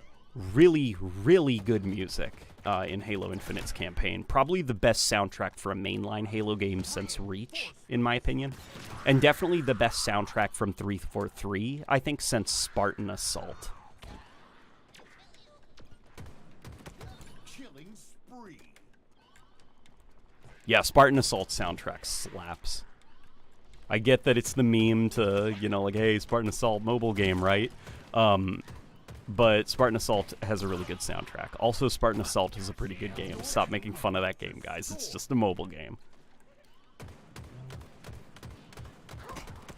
Killing frenzy. Double kill. What's your opinion on spaghetti? I really like spaghetti. Fettuccine is probably my favorite spaghetti type. Second favorite type is angel hair. Third favorite type. Third favorite type would be standard spaghetti with thin spaghetti being firmly in the last because it can't decide if it wants to be angel hair or thick spaghetti. So it's just a mediocre in between. Like, pick one, dude. You can't be both. Thin spaghetti. Set. Start. Hill incoming. Have you completed all the battle passes? I have. I have completed every single battle pass. So right now, my grind in Halo Infinite is getting me that Master Chief for hitting max rank. Rampage. Triple kill. Hill ready. Hill control. Hoping they continue with Infinite Story and they don't move on like they did with Halo 4 and 5. I hope they continue Infinite Story as well. There's something interesting there with the Endless, and I hope that they don't ditch the Endless. What I really hope that they do, though, is that we're, like, done with the Forerunners.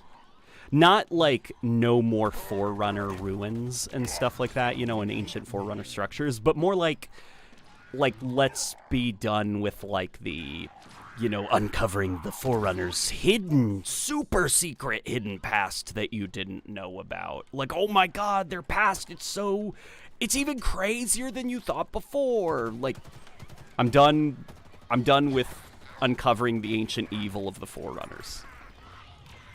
Let's focus on what's happening currently in the galaxy, not what happened millions and millions of years ago.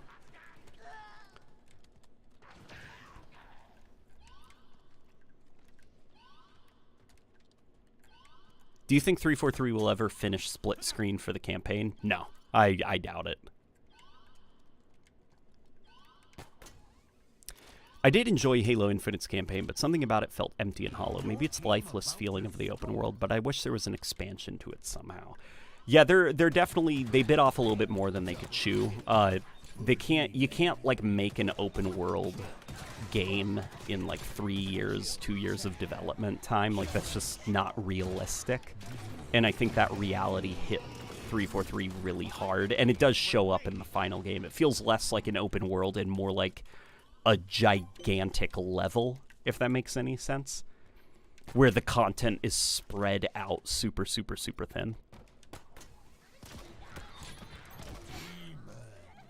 Two enemies remaining. Last enemy. Your team scored. Fog on. Weapon drop.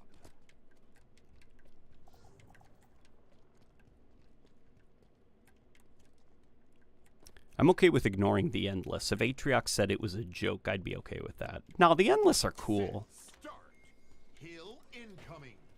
It's a fun idea, like these like ancient aliens that have like possible time manipulation abilities, and they're very squid-like in design and very aquatic looking. Like Harbinger even has like a squid beak for a mouth. Like, the skimmers are already a fun little look into what the Endless faction could look like on a larger scale. I'd love to see what their vehicles look like. Do they have like more aquatic themed vehicles? Like, do they have giant tanks that kind of look like crabs? Some of that stuff could be a lot of fun, like just a whole new race to fight against. On top of just how actually fun like the theory crafting goes for the Endless. Like, if you guys have ever seen the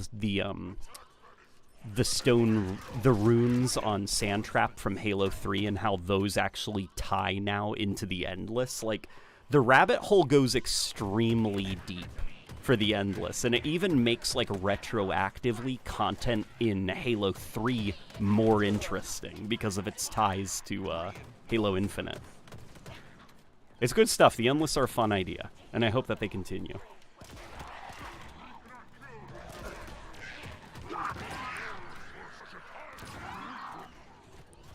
Metal Gear Solid 3's The Sara boss fight was able to convey the themes of player bloodthirstiness way better than The Last of Us 2 ever could, looking at you forced dog kill. Yeah, that was something that I was like, dude, come on, man. Come on, Neil Druckmann. Where The Last of Us 2, in order to reinforce the point of, like, people are devolving into animals, what's worse, the zombies or the people? The game forces you to kill a dog. And it's just like, that's just lazy. That's like cheap and lazy. Like, don't make people do that, man. You can get your themes across in a way that doesn't involve you doing something like that cartoonishly evil, you know? Two enemies remain. Last enemy. Your team scored. Thunderstorm. I may still have to play Infinite's campaign, actually. I've been putting it off because I never finished 5 because I didn't really want to. If you didn't like Halo 5's campaign, Infinite's campaign is, like, pretty damn awesome. There is a video that I encourage you to watch before you play Halo Infinite's campaign. It is called the... Okay, it has extremely light spoilers, but they're like things that you're not going to know what's going on, okay? You're not going to know what's going on, so I think that it'll be okay if you watch it. And then when you start playing Halo Infinite's campaign with the knowledge that the video gives you, it's gonna be really cool. Look up, it's the Halo Infinite, The Secrets of Sandtrap, or like the stone tablet of Sandtrap, Halo Infinite. It's this video by a guy who discovered a part of Halo Infinite's story that actually links to an obscure texture from Halo 3. And when he noticed it, he noticed that it was spread all throughout Halo Infinite's campaign. Not in like a, hey, remember this? But it became like a deliberate background aspect of the game's story that the game never explicitly talks about. It's something that you have to go out of your way to find. So if you go into the campaign with this knowledge beforehand, the campaign story is probably going to be really freaking cool.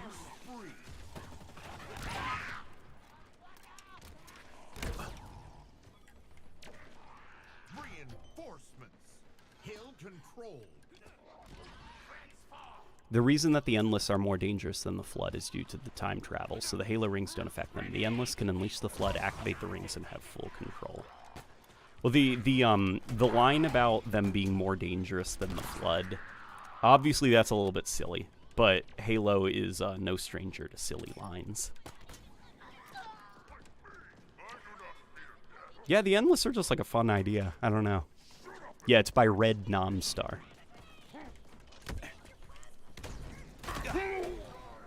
Yeah, I know it's fun to say that Halo Infinite's campaign is bad on the Halo subreddit. I don't know. I liked it. I thought it was pretty good. I thought the story was awesome. Had problems for sure, but the pros outweighed the cons. Double kill. Look at that destruction! Reinforcements.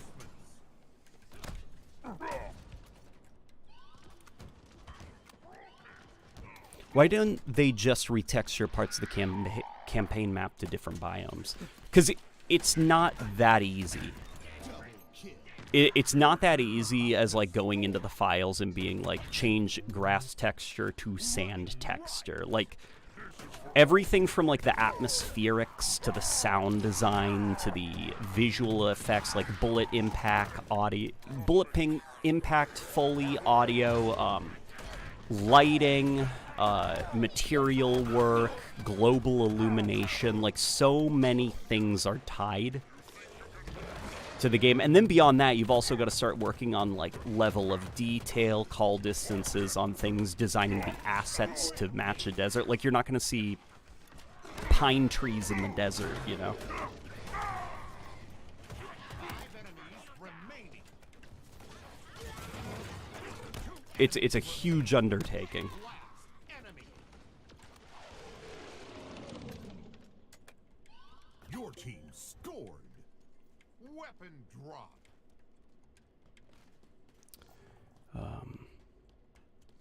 Just like how they said the Banished could have beaten the Covenant in Halo 2 all by themselves. I don't think they ever said that the Banished could beat Set. Start. the Covenant in Halo 2 all by themselves. I think they said that they were fighting a war with the Covenant during Halo 2. So, like, as Halo 2 was going on, there was this, like, uprising by Atriox and the Banished that the Prophets were, like, keeping tabs on, because that could potentially be a problem if it got out of control.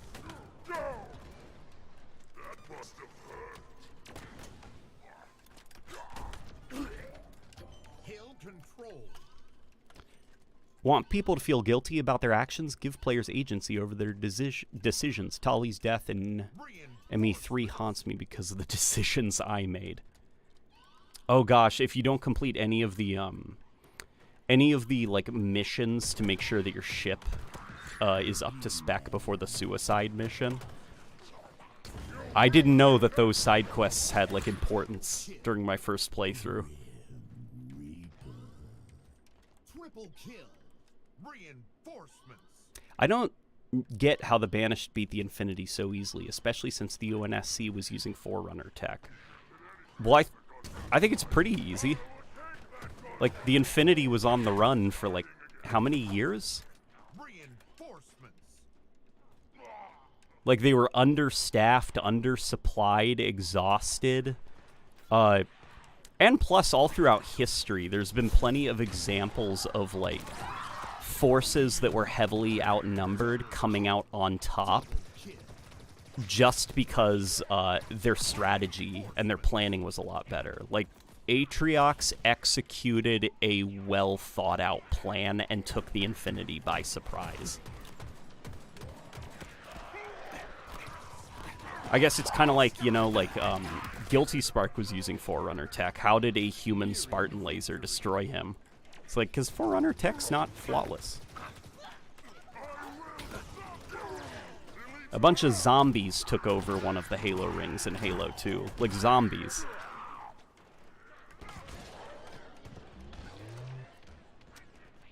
The outlines on the Covenant are really throwing me off. Like, yes, I know exactly what to shoot at. Oh, if you don't like the outlines here, we can do this. There we go. So it's a little bit more organic looking. Yeah, see? That a little bit better? And if you want, we can also make it so that our shields are yellow.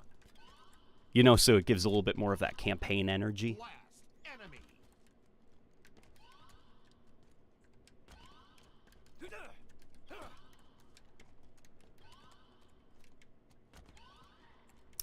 Well, the Infinity at the time also didn't have an entire support fleet of like 12 other ships.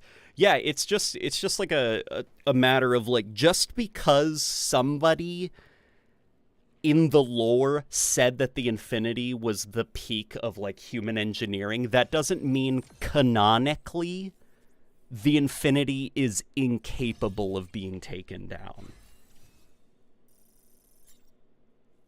Like, you know what that gives the vibes of? It gives the vibes of the people that are like, but I thought the Titanic was unsinkable. How could it have sank? They said it was unsinkable. Like, that's the energy I get a little bit from, like, when I see people on Reddit getting, like, really angry about that plot point. How could the Infinity have been taken down? It was so big.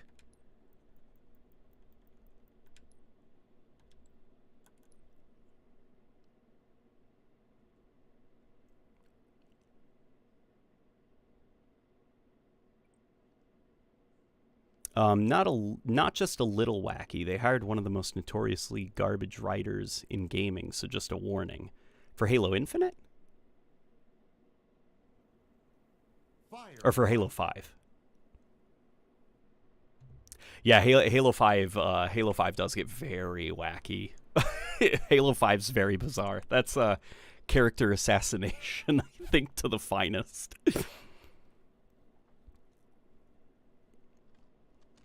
What do you think about the Spartan voices being turned off in Firefight? Makes me feel a little bit less immersed. I think that it's probably for the best.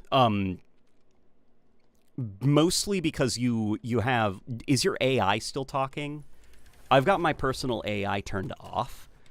But I'd imagine it would be like So if you remember right, in Halo 3, in Halo 3, the only sources of English came from the grunts and the brutes.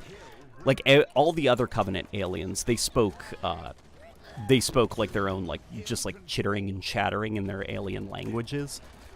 So there wasn't too much noise. And then you had Jeff Steitzer. So you had 3 different sounds for, and then your character quotes. So you had 4 sounds coming from different places. Well, in this game now, you've got elites, jackals, grunts, and brutes. And also you've got your Spartans yelling at each other, and you've got your personal AI, and you've got Jeff Steitzer. So I could imagine that they probably disabled it just so it's like not like a noise buffet of just like constant yelling and babbling and you can't hear anything that's going on because of how much people are talking.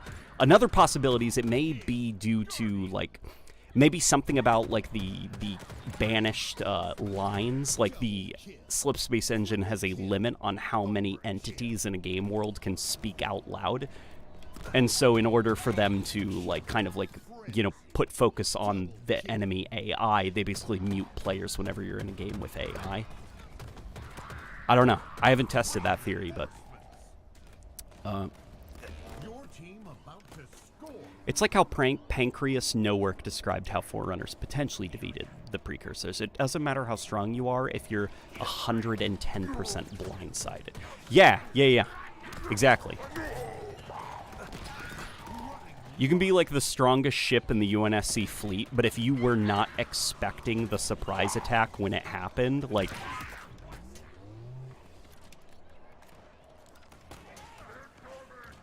Apparently those Banished dreadnoughts are like giant gravity hammers with ramming capabilities. They have like 3 of those running through the Infinity. It seems believable to take it down. Yeah, the Banished... Something that's quite different about the Covenant versus the Banished is the Covenant had a heavy focus on like standard like Navy kind of like tactics, like bombarding from a distance, trying to preserve your craft, and then, you know, deploying the squadron out, like all the Banshees to kind of like take on the various like sabers that are like flying around. And you've got like a standard like Star Wars-esque space battle. The Banished make ships that are like specifically designed. They're basically kind of like a Viking battering rams, I guess. Like, you know how Viking ships, they'd have like the kind of like thing on the front so that they could just like ram into other ships. That's the vibe, I guess. And so you see in that opening cutscene of Halo Infinite that it's just like the Infinity is floating there in space, and they've got like from multiple different like planes, you've got Banished ships just ramming right into it with these giant devices on the front of them, which are essentially massive gravity hammers.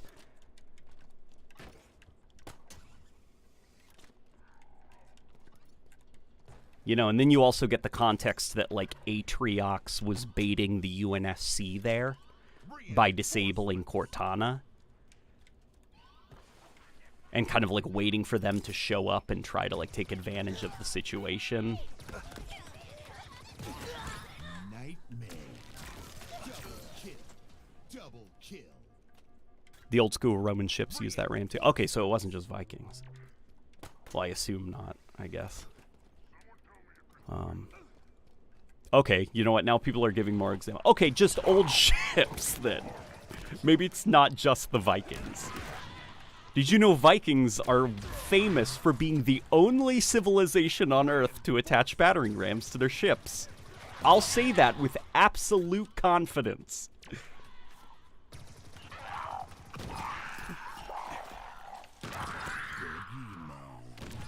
Double kill. The Infinity was understaffed and on the run. Yeah, and you totally get that idea as well. Like, that it's, like, listening to the audio recordings and stuff and just hearing how, like, exhausted they are from just, like, they don't have Earth. They don't have Earth anymore, you know? Like, they've essentially got to, like, jump to outer planets to, like, refuel and stuff, and they've got to be quick to, like, slip space jump away if Guardians show up and stuff. They've essentially been, like, living on the run for years and years, so stuff breaks down, stuff needs maintenance, crew die, crew leave because they can't take the, you know, the reality of the situation, so they abandon ship. Like, if I remember right, even, like, the crew of the Infinity, they're missing, like, thousands of people. So, like, the staff is even not there to kind of maintain full operations of the ship. What happened to Earth in Infinite? Earth is still there, but it sounds like Earth is kind of under, basically, like... It's, like, almost like a hostage situation, I guess.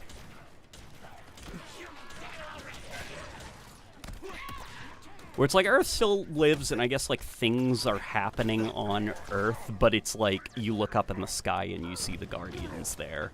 And you realize that, like, oh, we're not actually, like, free. And it also sounds like Cortana thought that she'd just have complete control over the galaxy. And it, like, turns out, well, there were a lot of people that were super okay with being enslaved by their smartphones and smartwatches and smart fridges. It sounds like there were a lot of people in the galaxy that were, like, not okay with that. And so her rule was not as absolute as she thought it was going to be, and she was walking a very fine line of, like, not looking like a complete psycho dictator, you know, because that would completely ruin, like, her notion of, like, we're here to take care of you, and if you don't let us, we're going to blow you all up. And by the end of her rule, you could see she was starting to get frustrated with people just, like, not taking her seriously, and she went a little bit too far and destroyed the brute homeworld. Grand slam. Double kill. Hill ready. Hill control.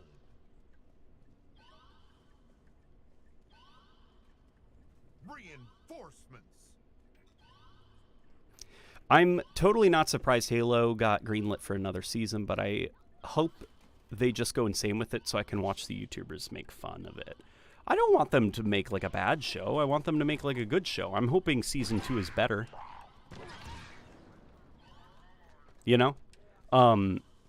Something that does give me hope, I guess, is that usually, like, first seasons of shows are pretty bad. Like, Star Trek The Next Generation is, like, one of my favorite shows of all time, and Season 1 is almost unwatchable, I think. At least some episodes. And then Season 2 ironed out the problems of Season 1, and it was smooth sailing from there. You see a similar philosophy in their boarding craft. Covenant ticks and liches neatly bore holes into ships or hijack empty escape pod ports. Banished Trontos simply crash themselves into ships. Yeah, like the Banished, they don't really, like, care about aesthetic a lot. Like, you see that. So this is something cool that I guess I never connected. Maybe just because, I don't know.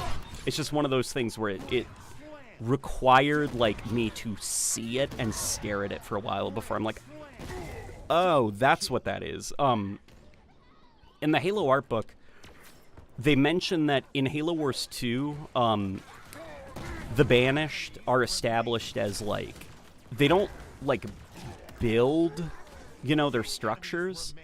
Like, they don't get down and then they, like, chop down trees, or they, like, gather a bunch of metal and, like, build their structures. Like, Banished stuff in Halo Wars 2, it's like, boom, like, it crash lands on the surface, and, like, the metal is still hot because it was dropped from orbit.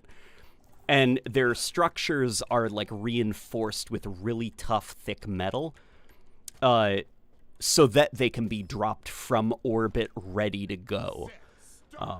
It almost reminds me of, like, that Titanfall 2 level, where they're, like, constructing homes and mass-producing homes in a factory. Like, the Banished are like that with their bases and structures and stuff. And so in Halo Wars... or in Halo Infinite, the first level, when you're in the Banished ship, remember all those, like, weird squares that you're, like, those boxes, those containers that you're jumping from as platforms? Those are Banished bases being prepared to be dropped onto the ring's surface from orbit. Like, those are the Banished bases that you see littering the ring and the campaign that you, like, run inside of. The ones that people say are, like, copy-paste assets. It's like, it's because they kind of are. Like, the Banished mass-produce those little bunker things, and then just drop them onto the ring from orbit, and they have spikes underneath them so they can immediately stick to the ground. It's like, that's pretty cool, actually. Let's get this this overshield. Let's go help our buddies.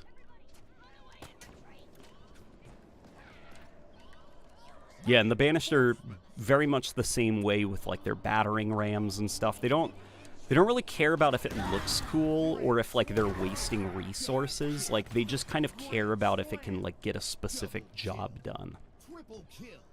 The art director of Halo Wars 2, Jeremy Cook, he told me that he had this like thought in his head that like the best way that he can describe kind of like how the Banished operate is like if a brute breaks his helmet in combat, he'll probably see like a bent piece of metal on the ground and just like pick it up and like, okay, like I've got a new helmet now. Like that's the Banished. That's the way that they operate.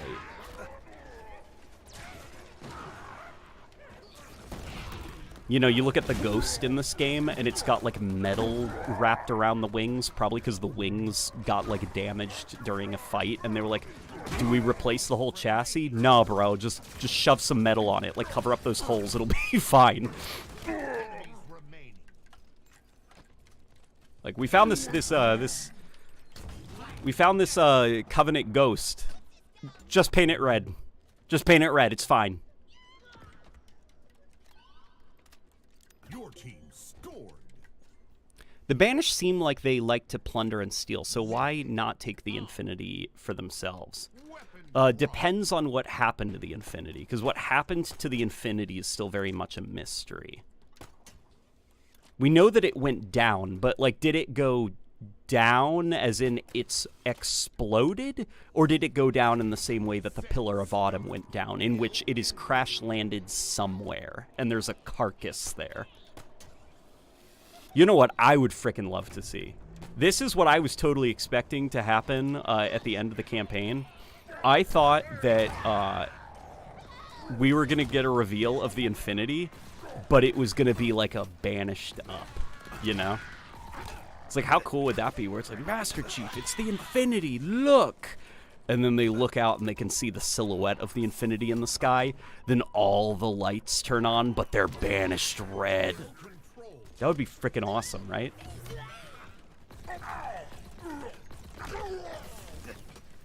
Exactly. Covenant equipment is temporary and removable to avoid tainting the Forerunner's glory. The Banished don't care for Forerunners. Orbital base drop. Yeah, that's, they describe it as, like, in Halo Infinite, it's interesting because in the art book, they say that, like, you know, one of the opening... I don't think it was the art book, actually, now that I remember. It might have just been, like, one of the art people that I talked to. One of the first levels in Halo Infinite's campaign is you fighting through, like, a cathedral, like something that you'd see in, like, Halo 2, like something very holy and beautiful. And it's very interesting that, like, demonstrating how the Banished are different from the Covenant is... The Covenant would not touch any of the Forerunner stuff because it's divine and, like, holy. Where the Banished, they have it, like, they're tearing metal off the wall and they're, like, shoving wires into it. Like, you're underneath the Halo ring and you can see Banished wires, almost like a virus or, like, an infection, just, like, inside the walls of the Forerunner Cathedral. Like, they don't care. Like, they don't care about this stuff. Like, nothing's sacred to them. They're just, like, tearing it apart and strip mining it for resources. Which is very interesting when compared to the Covenant and how they would treat landing on a ring. Like, could you imagine if the Covenant controlled a Halo ring, how differently they would treat it versus the Banished?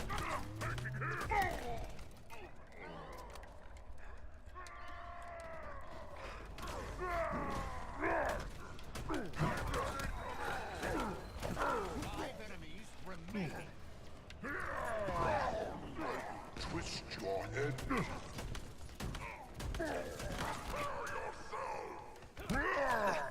Oh boy, let's get out of here. That is a weapon I can use. Okay. Oh, Tech Pond, I'll get you, buddy.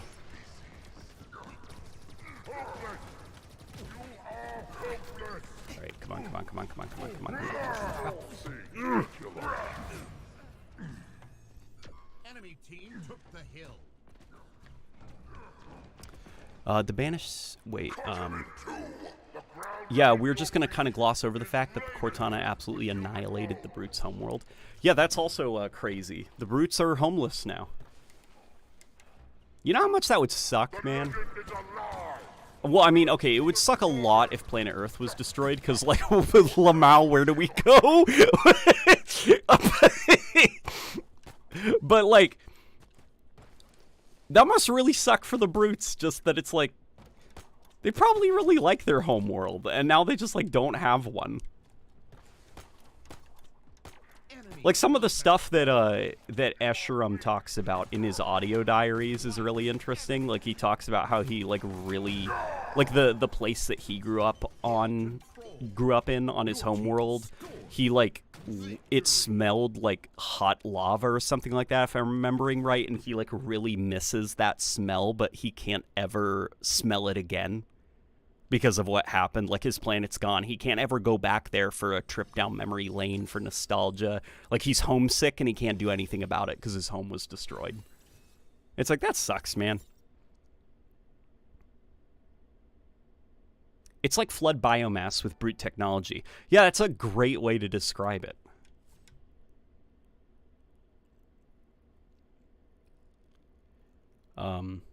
I mean, they nearly nuked themselves to extinction pre-Covenant, so they might not have cared that much. Well, no, the Brutes do care. Like, they nearly nuked themselves because Brutes are just, like, angry, and they like being angry and blowing each other up. Like, I'm sure that they were, like, they weren't, like, looking at each other, and they were like, we don't care about our planet. Bomb it. I assume that was just, like, they got carried away and nuked their planet.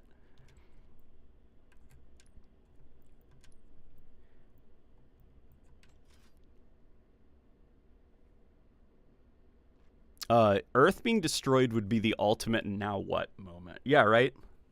I guess we just, like, resort to living on floating rocks.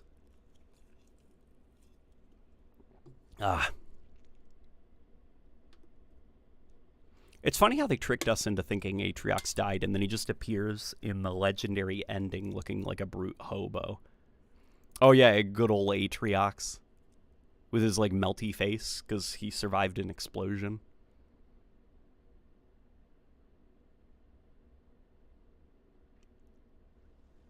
As soon as you said Esherum, he showed up in my match. Oh, that's funny.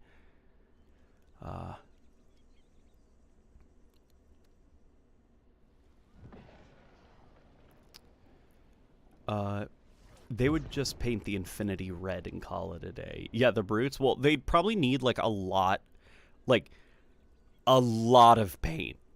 Like, so much paint to paint the infinity red. What are they going to call the next game? Halo and Beyond? Yeah. My theory is if the next Halo game, they call it a spiritual reboot or something, if the next Halo game is yet another reboot of the series, I'm predicting it's just going to be called Halo. Now, you know, something that's very scary is last night at the Game Awards. So the No Man's Sky guys, Sean Murray, God bless that poor man. He showed off his new game and it looks very, very good and exciting. But he said he hopes that game would be the start of he said either, like, they want to keep updating it for the next 10 years, or it would be a 10-year commitment for their studio. And I was like, oh no, he said the thing. He said 10-year journey. That's like, that spells doom for any game if before release somebody says it'll be a 10-year journey. Like, let's list off the games that were 10-year journeys. Halo Infinite, Anthem, Fallout 76,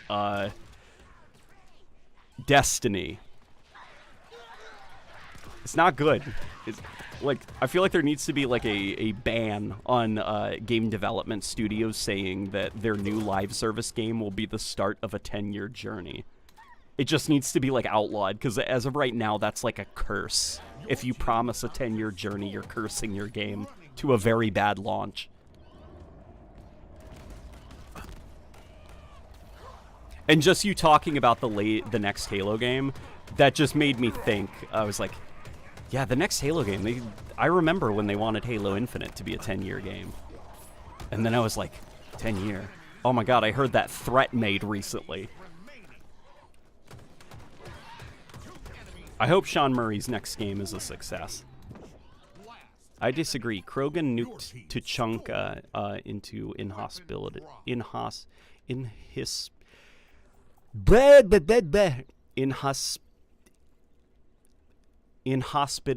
I don't know why I just struggled with that so much. I am so sorry. That was crazy. I really struggled getting that out. Like the brutes, but they still love and protect it fearlessly. Yeah, you can like accidentally blow up your homeworld and you'll be completely fine. Well, I mean, you won't be completely fine, but you can like still love your planet, like the Krogans do, even though they accidentally nuked it to the point where they can't live on it anymore. That's all, folks. That's basically what I did.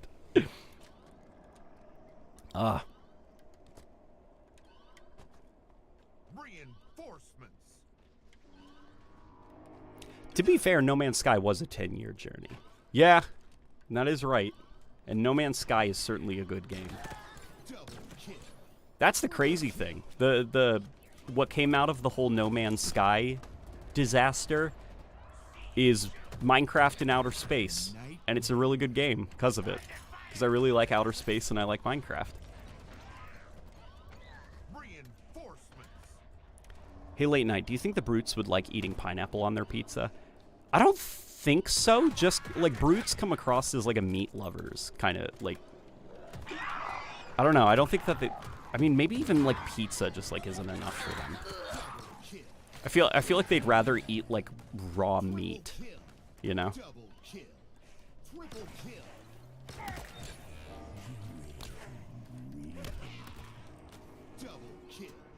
Your team about to score.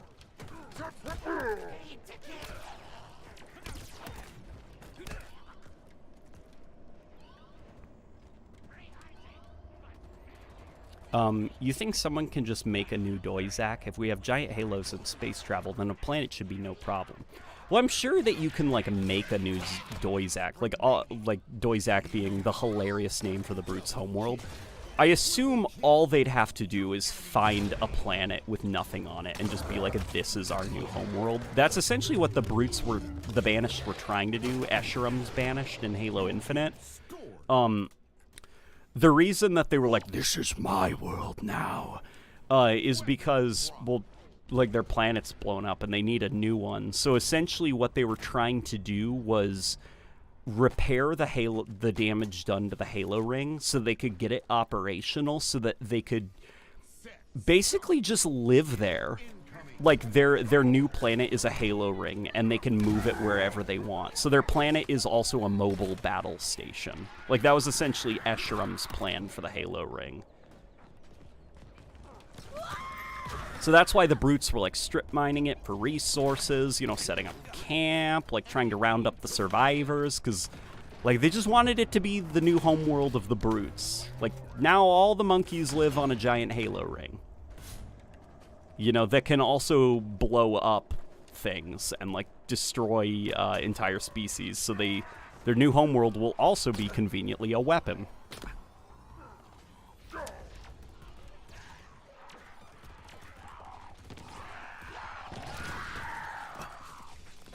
Hill control.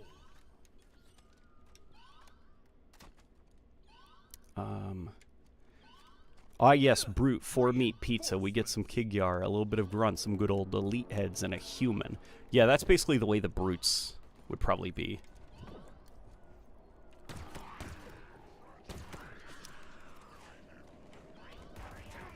Actually, Halo Beyond Infinite would sound pretty cool as a name. Oh, I think that would be a really bad name.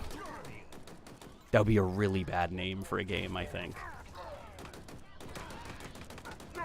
Like, mostly just because, like, I think, like, with a new game, you kind of, like, you don't want it to feel kind of like it's very hard to explain, but kind of like after everything Halo Infinite has gone through, you don't want, like, the next Halo game to be like, you know, Halo, remember Halo Infinite as the title of the game. You kind of want it to be like its own thing and have a title that means something to the game.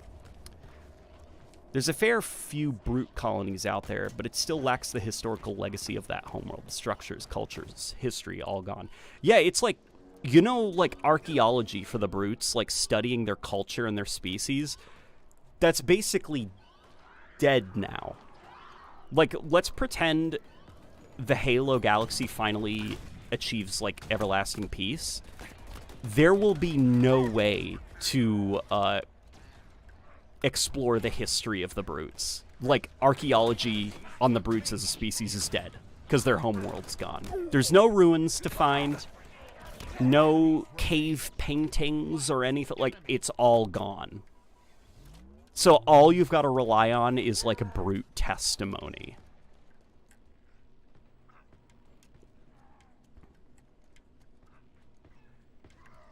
Like, at least the elites have a home world with ruins and stuff that can be studied, but the brutes, they don't. Weapon drop.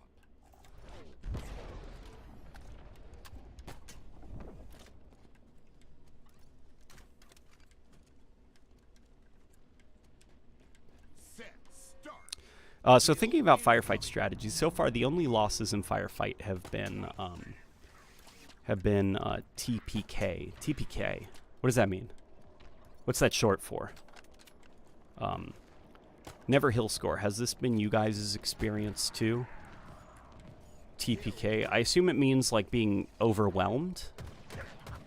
Like being overwhelmed by the Banished, or kind of like making stupid decisions and getting yourself killed, and everybody repeats those stupid decisions and then the match is over.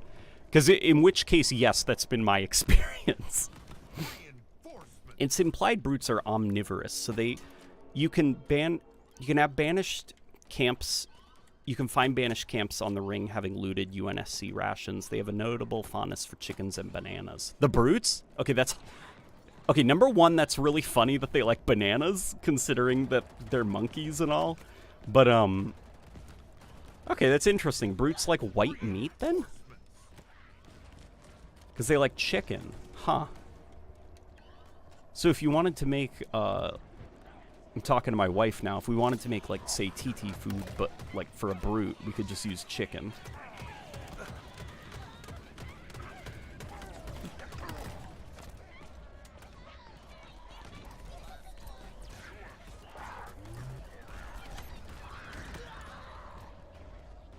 Oh, total party kill. Gotcha. All right, thank you. Thank you. Thank you, guys. Do you think Halo 3 will ever happen? I know you've said no recently. Which, hey, Christian, it's good to see you, man. Yeah, I don't think there's going to be a Halo 3 anniversary, just because I don't think that they can, like... I don't think I think too much time has now passed, and I don't think that there's enough interest in a Halo 3 anniversary. Like, I just think... given that Halo 3 is relevant, I guess, via the Master Chief Collection, and given just, you know, the focus on kind of like current games, I'd be more anticipating us seeing a new Halo title than like a remaster of Halo 3, I guess. I could be wrong though, but I doubt we're gonna see one. Why didn't the brutes eat the monkey in Halo 3? Oh, the hidden monkey in Halo 3? That's a good question. Well, probably because he was hidden. Set start. Hill incoming.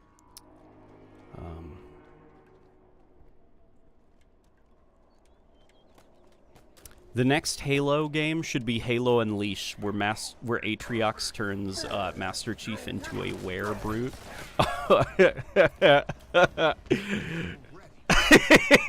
Yeah, and Master Chief has like a little animal buddy, and he has to travel the world. to restore the 7 Chaos Emeralds, and at night he turns into a werebrute. Yeah, that would be awesome. Halo Unleashed.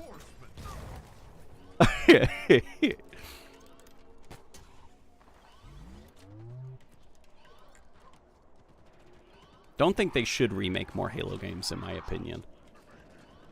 Yeah, probably not. I just want more Halo games in general, I guess. Something I'd like more than like a remake is I would like to see new Halo games. I would like to see some kind of pocket Halo game, like for the smartphone. Not something like, I guess something that has like the same energy as like Pokemon Go. Like not that it's like you go outside and you catch little Master Chiefs in your Master Chief ball.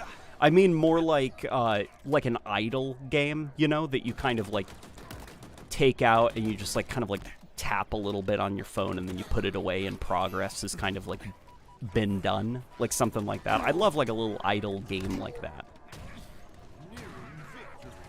Could you imagine just like kind of like a little strategy game for smartphones where you can be like Covenant, Banished, UNSC, Forerunner, or whatever, and you kind of like have to build a settlement on a planet and manage a settlement and have like an economy, and it's for smartphones, and it's just like an idle little thing you do when you're like on the toilet. I'd love something, yeah, like Fallout Shelter. I want that, but like Halo. And I'd like them to put a Halo thing on the Nintendo Switch.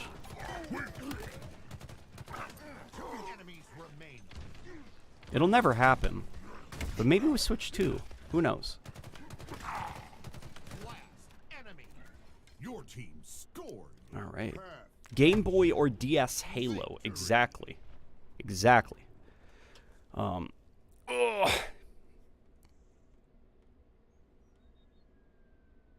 Halo Colors. Atriox builds a space theme park. Yeah, now we're talking. Halo Adventure 2 Battle. That's the game where Master Chief has to fight the Dark Master Chief with the red highlights. He's like, I finally found you, Faker. And then the other one's like, you're comparing yourself to me? Ha, you're not even good enough to be my fake. And then he says, I'll make you eat those words.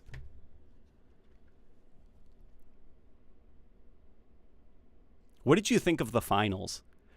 The finals graphically was like, wow. Like, that game is beautiful looking. It's beautiful in a way that I haven't seen in a shooter since Battlefield 1.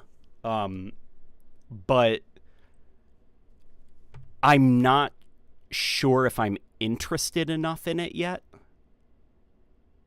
The whole game show angle of it is like a little bit on the annoying side. Firefight. I don't know. I'll have to play more of it. So far, like, animation quality looked awesome. The graphics were unbelievable. The theming around the game was just a little bit on the annoying side. But yes, cleaning the kitchen in style with Taras. Happy you're streaming, man. That makes me very happy that you're getting something important done while the stream is going on. Nothing feels better than a clean house. Hill incoming.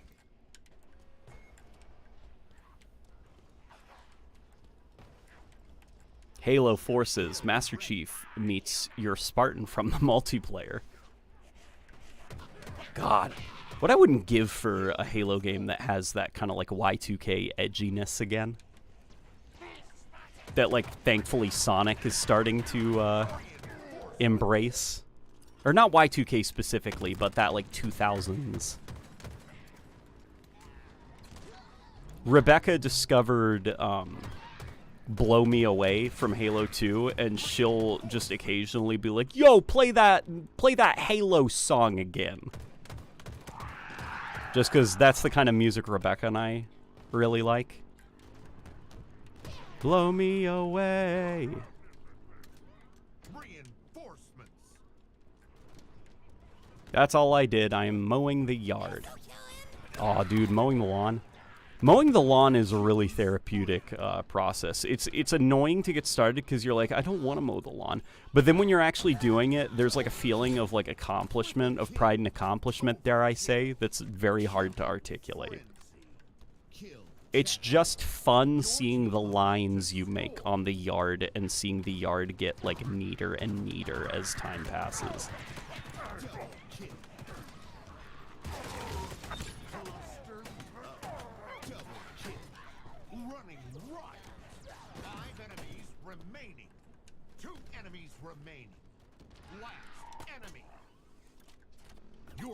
Where? Okay. I guess that was the end of the round. That was a fun, explosive end of the round. Good ass song, says Rebecca.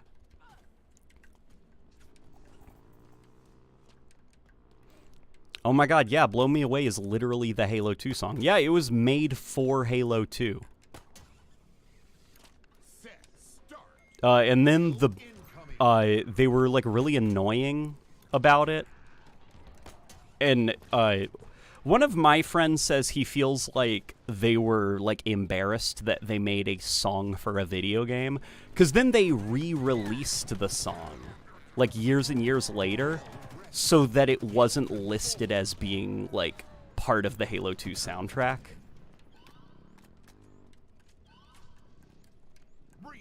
And they're also like they've recently, or not recently, but in was it really them, or was it a different band that kind of like shit all over Halo 5 when that game came out?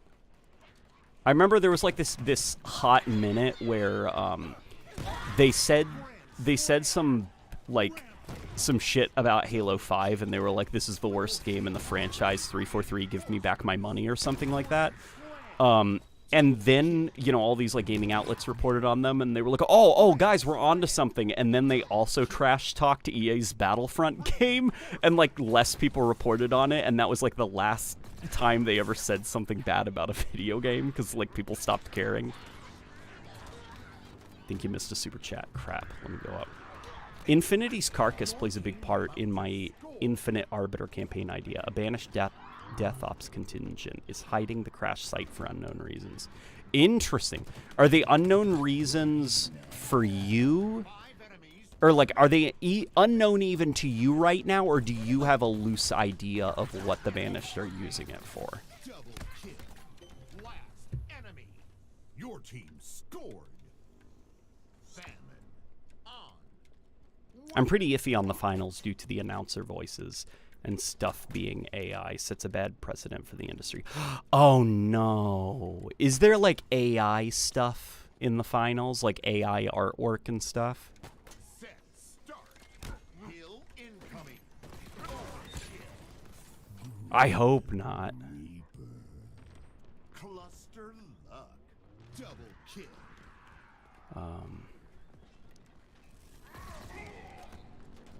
Oh, would you be up for hosting a Halo community night sometime? I like playing crazy customs and streaming it. Also, yeah, Breaking Benjamin dissed Halo 5. Yeah, they dissed Halo 5 pretty bad. They, if I remember right, the exact thing was they said something like Warzone is hot trash 343. You owe me like 2 Scorpion tanks. So it was like something. It was wild, whatever it was that they said about it. Here, I'll have to pull it up. I just remember he was like extremely mad because he lost like a Scorpion tank or something. The voices, they're all AI. Wait, the voices are AI generated? The announcer voices are AI generated? Oh, well that explains why they're obnoxious sounding. Okay, yeah, definitely gonna keep those muted then. That's gross and weird. Get voice actors. Reinforcements.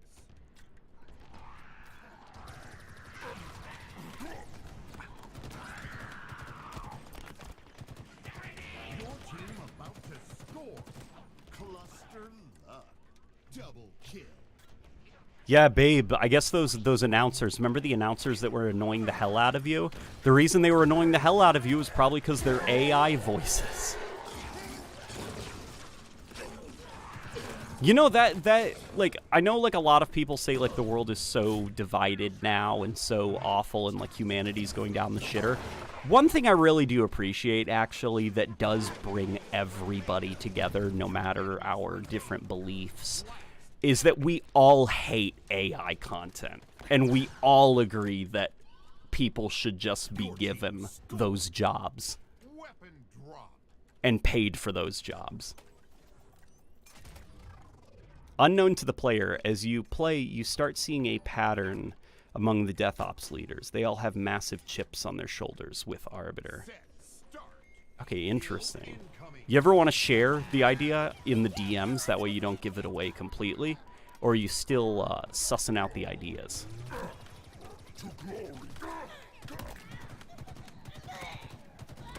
Double kill. What weapons from old Halo games should return? Kill Uh, control. Without missing a beat, the Halo shotgun, but I also think a plasma rifle. I think a plasma rifle would be ripe for a return, at least in this game. Because something that I do think the game is kind of like missing at the moment is just kind of like that, the kind of like, you know, an elite is running up on you and you've got this thing that drains, like the rapid fire, like fully automatic plasma rifle that rapidly drains shields. So it's like as the elite is getting closer and closer, you just like boop, boop, boop, boop, and then melee smack him down. I think that is kind of missing, because I feel like this is probably like the closest you usually are to the Banished.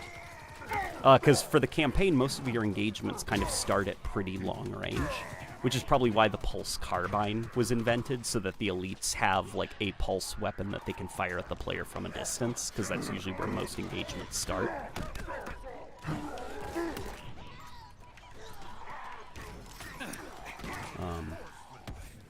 Yeah, people are saying they should replace Kevin Conroy with an AI voice for future Batman projects. It's disgusting.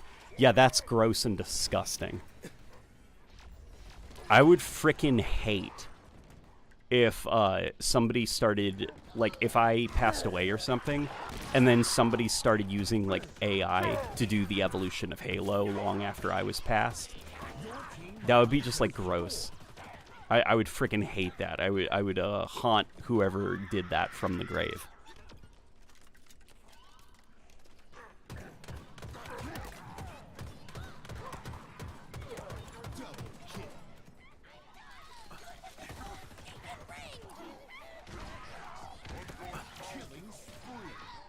Do Warthog vid on the list. Okay, yeah, so guys, I have a Trello board.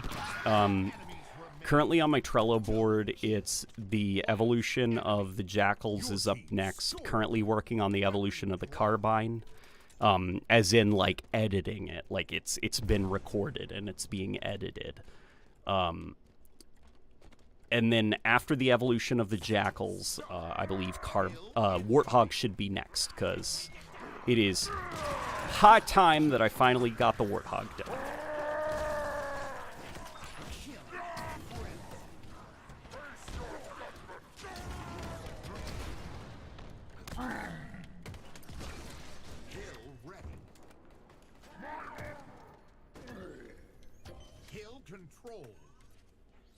What about the evolution of the Prometheans? I'll probably get to the evolution of the Prometheans eventually. I think that would be part of a wider video on, like, maybe the evolution of the Forerunners, maybe. I'm not sure, actually, to be honest.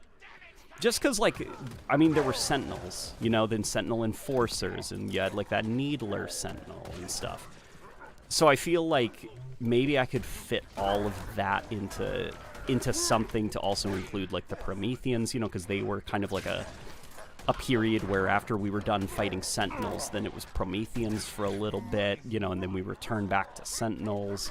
So it's part of, like, a bigger video, I guess, about the Forerunners, but calling it the evolution of the Forerunners, I think, implies their civilization, which is not what I think the video would be about. It would be specifically about like the entities that you fight in the games, the Forerunner entities. Rampage. So I'm not sure what I would call that. If any of you guys have ideas.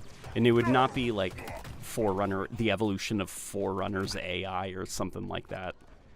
Think of it like Joe Schmo is browsing videos to watch mindlessly, and he sees this, the evolution of Halo's grunts. Very straightforward, right?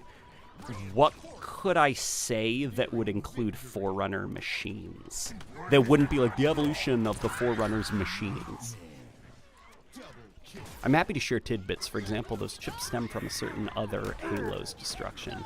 And the Death Ops over Commando's surname? Zaman. Who is that from the lore? I'm not too familiar with... I know the elites based on their roles in the story, but when it comes to the alien names, I usually am not great at remembering them all. Boy. The evolution of Forerunner enemies. That's decent. Two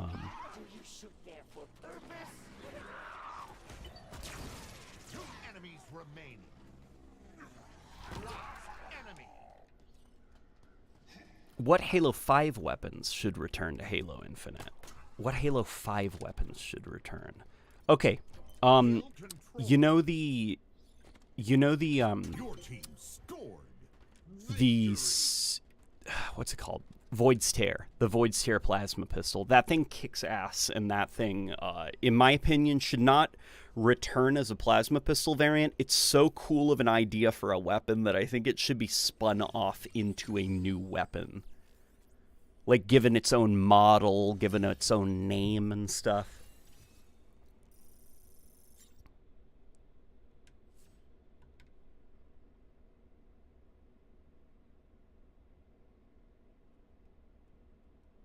Also do the complete evolution of the rocket launcher at some point. I'll get to the rocket launcher eventually. Unfortunately, the rocket launcher just isn't the most interesting weapon, because in every single Halo game it does the exact same thing. But I'll get there. There's some uniqueness with at least the Halo 1 version.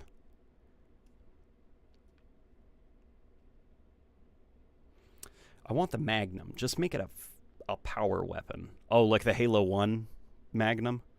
Kind of like what Halo 5 did. That was cool that Halo 5 brought back classic weapons.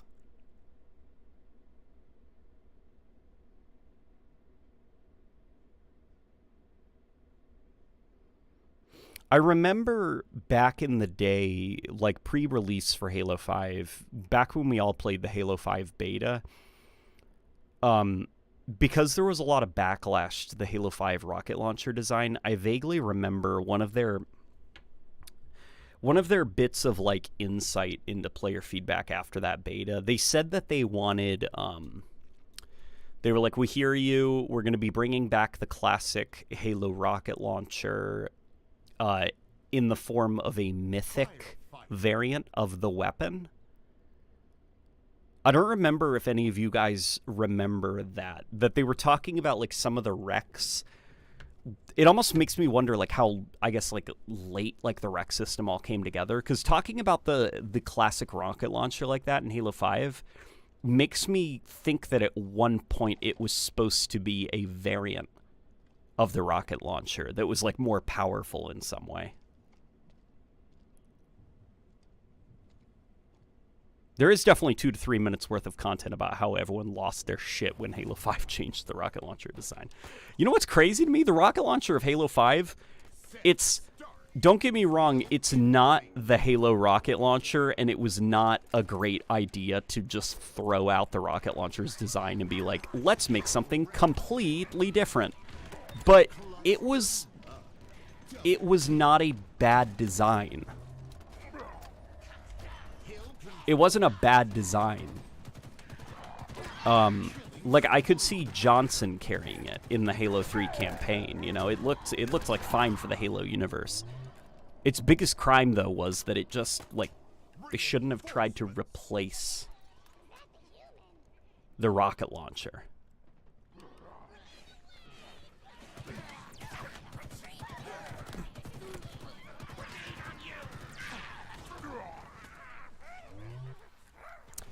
Zamami is a spec obsolete from Halo the Flood who stalks the Master Chief across the... Oh, he's that one.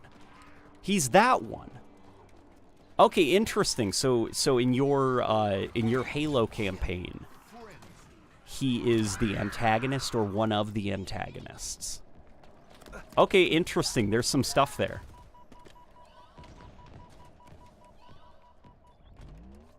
I actually really like the Halo 5 rocket launcher design. To say it looked generic was exaggerated. Well, it did look generic. It looked like a bazooka, you know?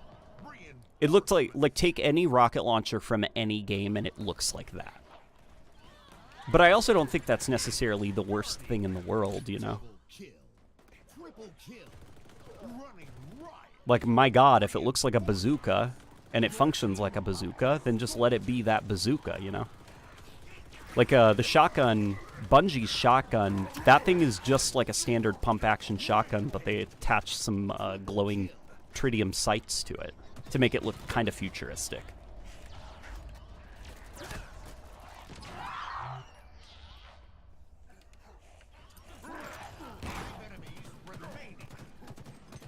When it comes to, like, human weaponry and stuff, I don't necessarily think generic has to be, like, a bad thing. If it's, like, characters or something, that's another story. But, like, at least for the weapons, it's, like, that's not a problem. Weapon drop. But there is, you know, a little bit too generic, to the point where nothing about it is kind of, like, really standouty. Which, if you guys remember the original reveal of Halo Infinite, the sidekick pistol, the original model for it, that was a little bit too generic looking. It needed just a little something extra to give it that Halo-y look. Which I'm very happy with the final design for the sidekick. It actually looks like really cool. It's got like enough Magnum DNA in it where it feels now like it's like, okay, yeah, that's a pistol in the Halo universe. Nope, Zuka already met his fate. He died confronting Chief with a shade turret in the elevator prior to the Maz Hog Run. Not present in Vanilla CE. Okay, gotcha. I assumed that you were going with like an alternative take where he survived. Okay, interesting. So is he related then?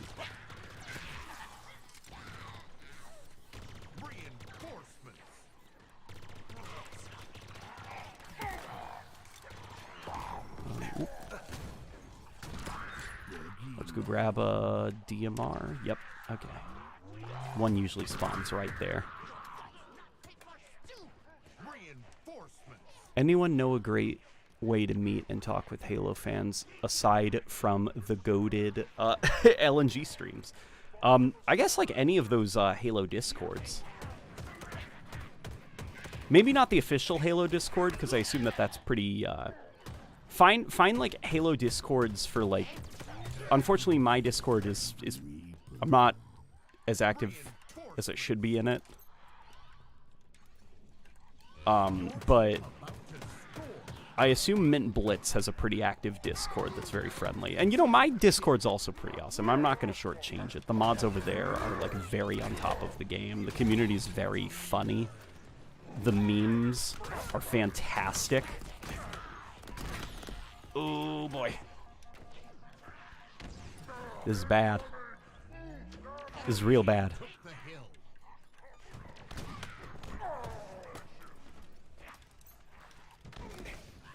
Yeah, mostly just find like those communities that are kind of formed by your favorite content creators. Another one would probably be like the Halo Infinite subreddit specifically.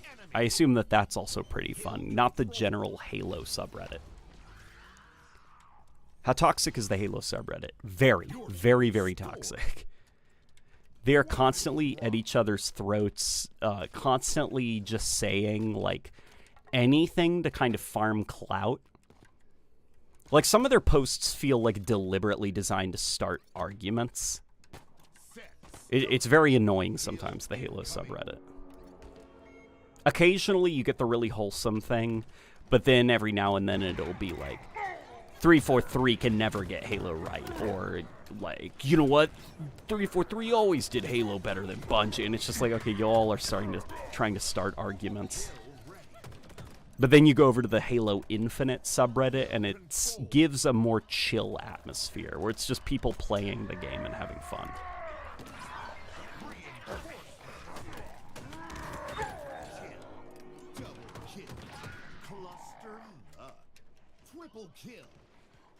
Pretty much. Zuka's sister has a particular flair for poetry, and the Infinity's Forerunner engines would be quite adept at delivering poetic justice. Got it. Okay. Okay, I'm starting to get an idea for what your story is and what you're trying to stop. Okay, that's fun. That's a fun idea for a story. Oof.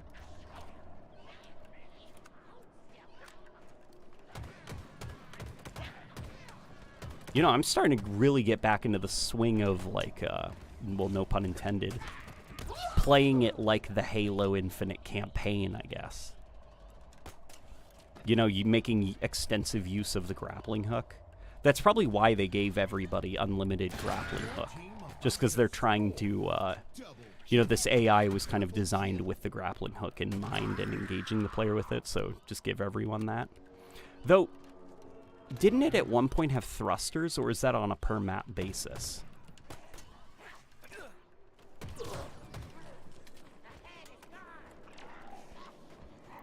What kind of engine do you think they'll go with for the next game? Oh, I believe that they're going with Unreal.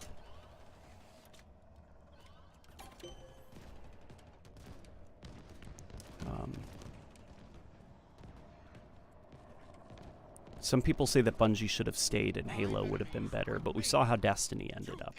Yeah. Bungie is not the same Bungie anymore, especially so after the firings.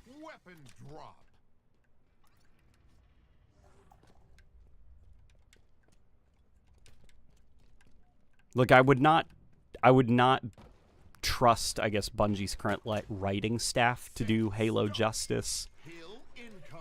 Nor, I guess, would I trust really their current, like, gameplay designers either. Or even, unfortunately, their art. Like, even Bungie's art has kind of, like, fallen off a little bit, which is disappointing to say.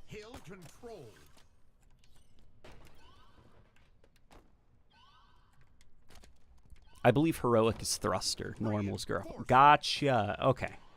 That's the difference. Okay, gotcha. Okay, so normal, everybody gets a grappling hook. Heroic, everyone gets a thruster attack. That's fun, actually.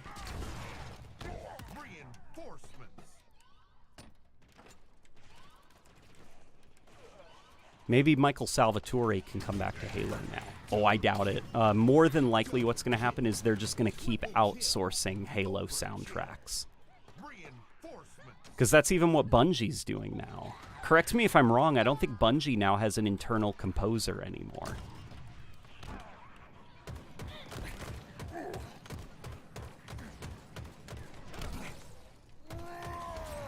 Yeah, Halo Infinite, after Kazuma Jinochi left prior to Halo Infinite coming out,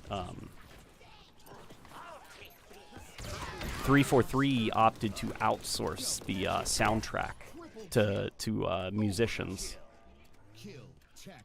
And I think it was a success ultimately, because Halo Infinite soundtrack absolutely slaps.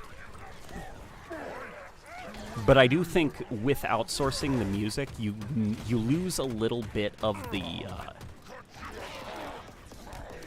specificity of having an internal composer who is like playing the levels and composing the music based on the levels and kind of being like, we want specifically this song right here and it'll play for this amount of time. Can you guys see if you can stretch out this engagement to this length? It'll make the music sound better.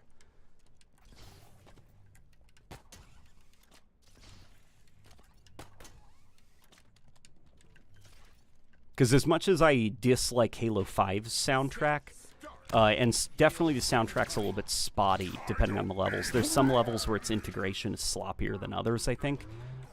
Blue Team is a level that feels almost like Marty O'Donnell-esque.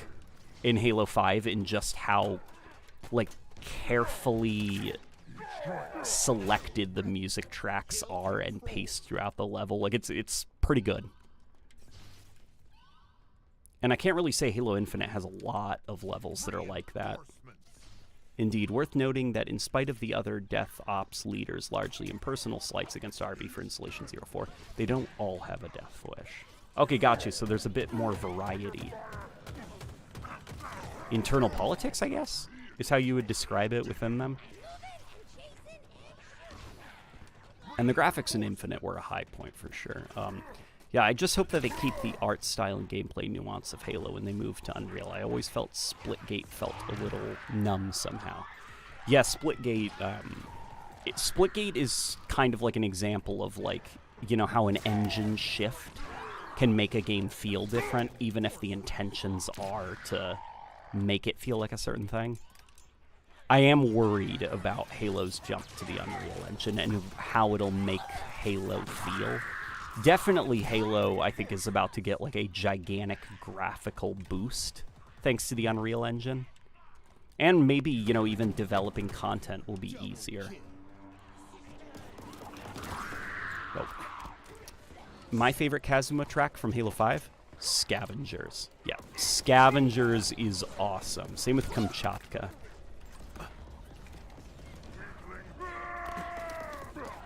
Probably the only two tracks I actually like from that game. Oh, I guess Osiris Suite 3 is also really good, too. Yeah, that's about it. Those are the three tracks that I think are probably, like, the best.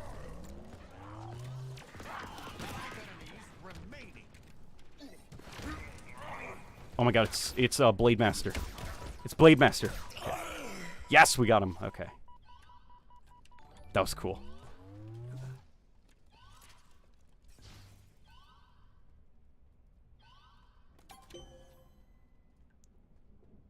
All right. Was that the end? Boss wave active. Oh no. It's never over. Rest in peace, Splitgate. Died so fast I never played it. Splitgate didn't die. Oh wait, no, that was the end. Splitgate didn't die. They actively chose to stop development because they want to make a new game now. Like, they made a deliberate choice to stop making content for Splitgate. Because now they are making Splitgate 2, or whatever.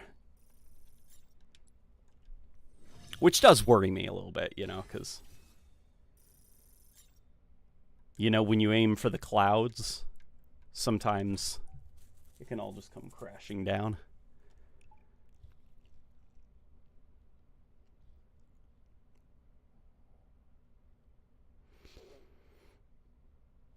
I actually heard they're licensing the Creation Engine from Bethesda. Oh my god, could you imagine if the next Halo game ran in, like, the Starfield game engine? You'd have Atriox just, like, run up to Master Chief and the camera, like, hyper zooms in on his face, like, I will stop you, Master Chief. And then he, like, teleports into the ground.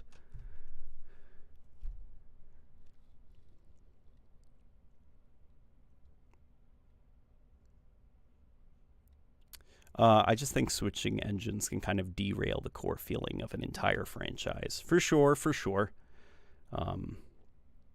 Though if it's handled tastefully, you can benefit from, like, things like Devil May Cry 5, where they switched from whatever their original engine was to the RE engine. And that was fairly seamless. The next Halo is going to be made with Frostbite. I'd be worried about that, to be honest. Back during, like, the Battlefield 1 days, something like that would have excited the hell out of me, but it almost feels like Frostbite is kind of like...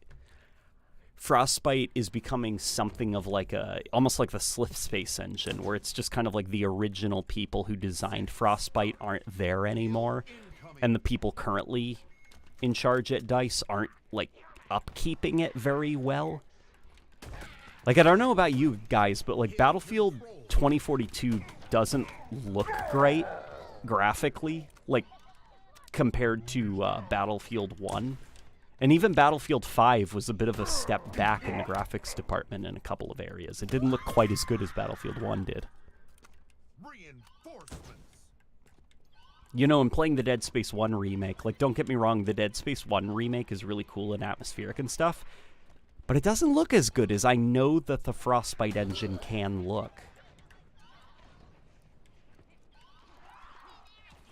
Reinforcements.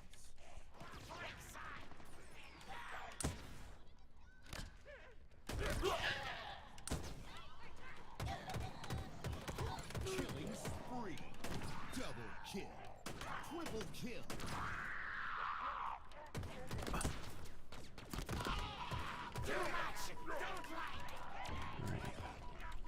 That didn't kill them? Guess that'll kill them. Frenzy. Double kill. Okay, let's pick this up.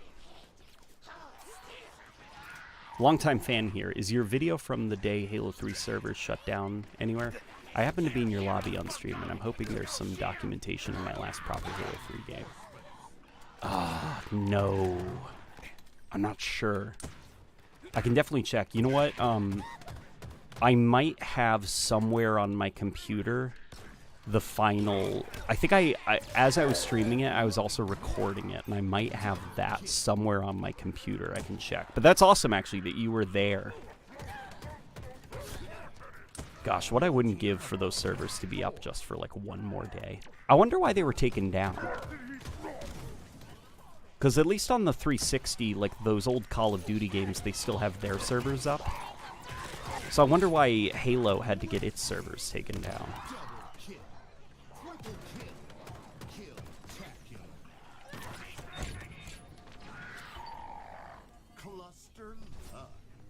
I'm loving firefights so much, says Ubernick. Hey, Ubernick's in here. How you doing, man? How are things going? Hopefully okay? Yeah, firefight, it's good. Like, they cooked. They really, really cooked. I'm pleasantly surprised by firefight. And the changes that they made, like, to kind of speed up the pace, so that it works, so you can get from, like, match to match, and you don't kind of feel like you're running around a big empty map for 20 minutes, like the MCC can occasionally feel. Like, they did a fantastic job. I'm really, really happy with the work done here. Why does his mic sound like that? My mic? Or is there somebody in the game that's talking? Set start. Hill incoming. Taken down because they cost money and weren't making money. Oh boy. I can't wait until they get legendary firefight into matchmaking. Apparently legendary firefight, it exists currently in the customs browser, and it seems very difficult because it's you don't spawn with any equipment. You spawn with sidekick and assault rifle, and you don't have infinite equipment anymore when you find it. So it's finite. So it seems like it's going to be really tough. Indeed, the others only seek to kill Arbiter to fulfill a grudge. Zanom wants him to feel the same ever-gnawing loss she feels at everyone else's expense. Okay, interesting. So you've kind of got almost like this mercenary group that's out for Arbiter's head. Well, mostly, but safe to say that they were taken down because of the MCC. But yeah, I doubt that they were taken down because of the MCC. But it's just interesting because, like, those games, correct me if I'm wrong, but aren't they peer-to-host matchmaking? So there aren't, like, dedicated servers. I mean, there might be, like, a dedicated server to make sure matchmaking runs and stuff, but I don't know, maybe the technology, like, maybe it was just maintenance, making sure that those, whatever laptop or server still hosted those old matchmaking systems, it was getting to the point where it was just too old. Whoa. There we go. Almost lost the controller there for a second. Yeah, I don't think it was some elaborate plan to get people off the 360 to bump up the population of the MCC, because by that point, only like 20 people were playing those games at any given day, you know?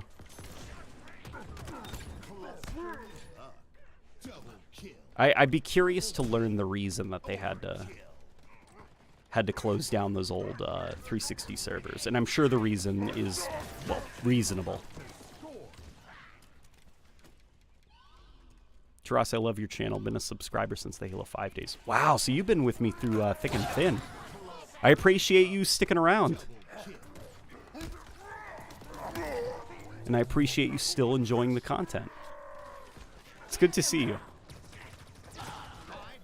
Are there any enemy vehicles in Infinite Firefight? I haven't seen any in the matches I've played. Not in King of the Hill Firefight. I've seen plenty in the custom games server browser. I personally have almost been run over by choppers many times.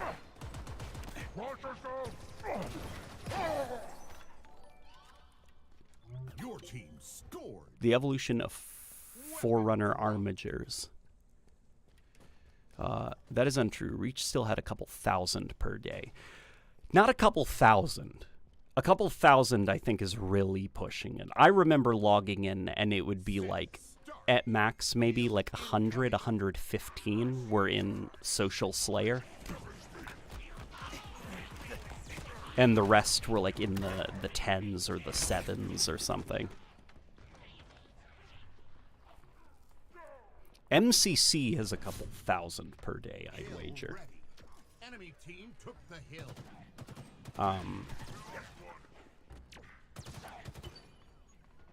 Oh, thank you, TechPon. The depth ops are all banished commando contingent. Basically, my bid to bring back the all-black super deadly. Everyone's a sub-zealot spec ops from CE. Okay, awesome. Okay. God, Combat Evolved was such an aesthetic.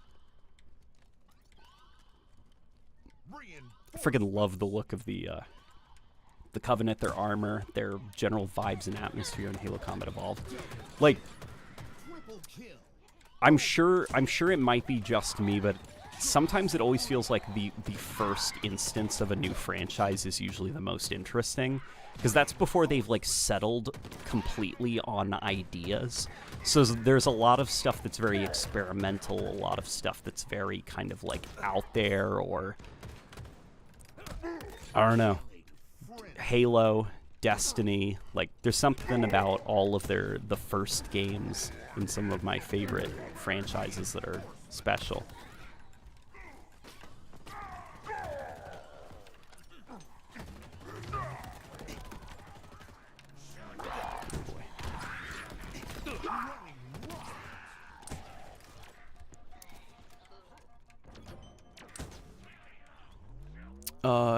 MCC has roughly 30K per day across PC and Xbox. Is that true? 30,000 people a day? That's a lot of people, like, per day? Can anyone confirm that? That's what I expect, like, Halo Infinite to be doing.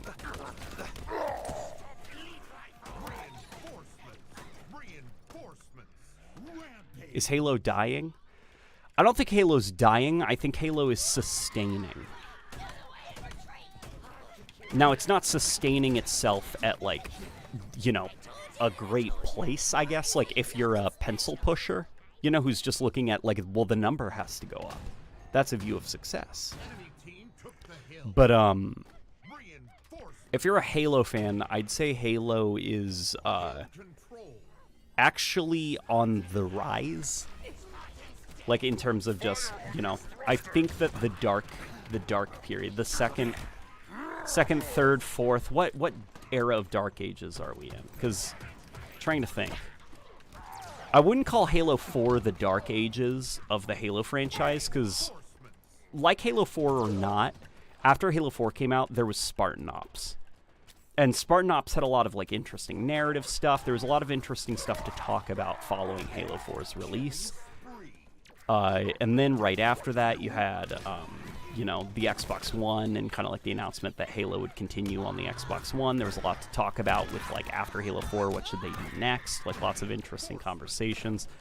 I'd say MCC probably marked the first Dark Ages for the Halo franchise, the release of the MCC. How it was just, like, kind of like a broken mess back in 2014.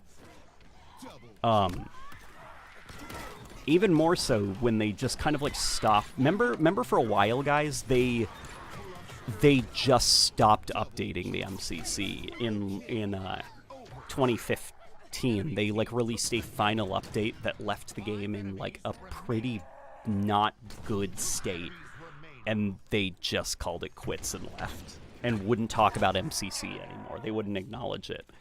And all focus was on Halo 5. And then Halo 5 came out, and I'd say that was also like the Dark Ages. Because it was just kind of like Halo 5 released content incomplete. The story was kind of like astonishingly bad. And even though I think that a lot of people remember the multiplayer fondly, I do think that there was a huge drop-off in players for that game, in particular because of the gameplay choices made, as well as, a lot of people pointing out that the game kind of felt more like Call of Duty than it did Halo, what with the, like, enhanced mobility, aiming down the sights and stuff. And it was just kind of like all culminating in this boiling point for the Halo franchise, where the fan base just lost their minds and exploded. And I'd say that was probably the second Dark Ages for the Halo franchise. Then, they began fixing the MCC.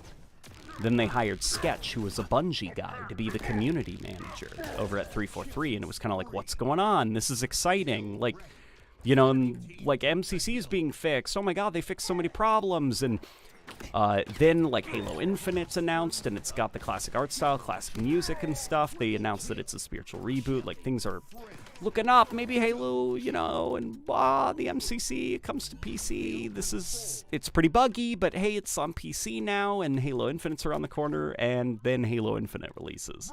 And everything was great for a month. Then the yelling started.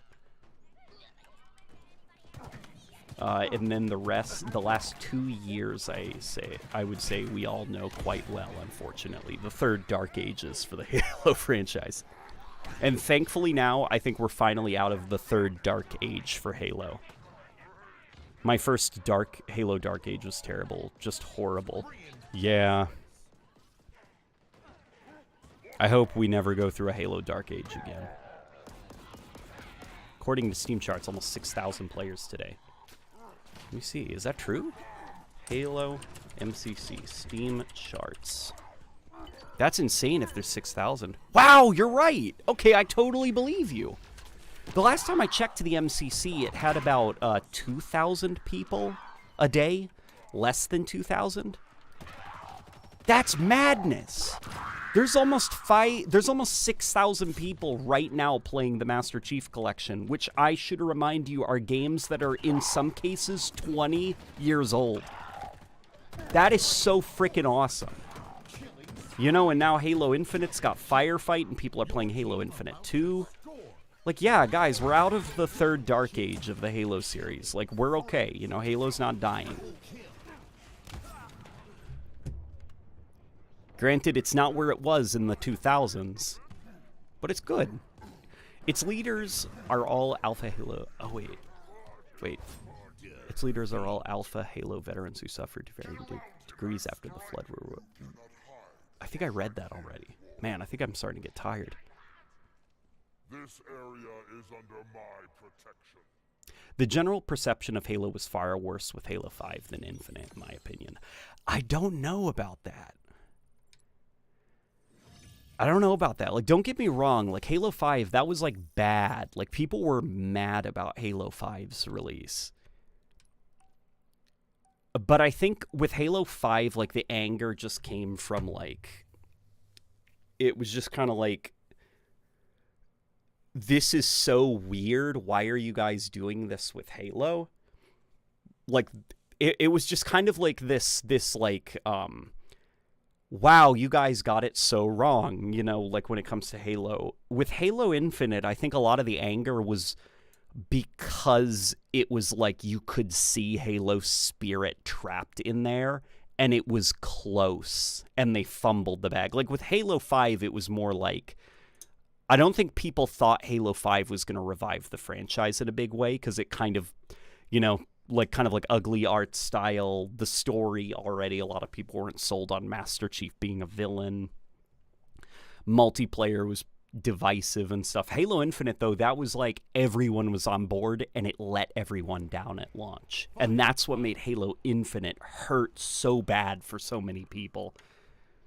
And I hope that people give Halo Infinite a second chance because the game is in a great spot now.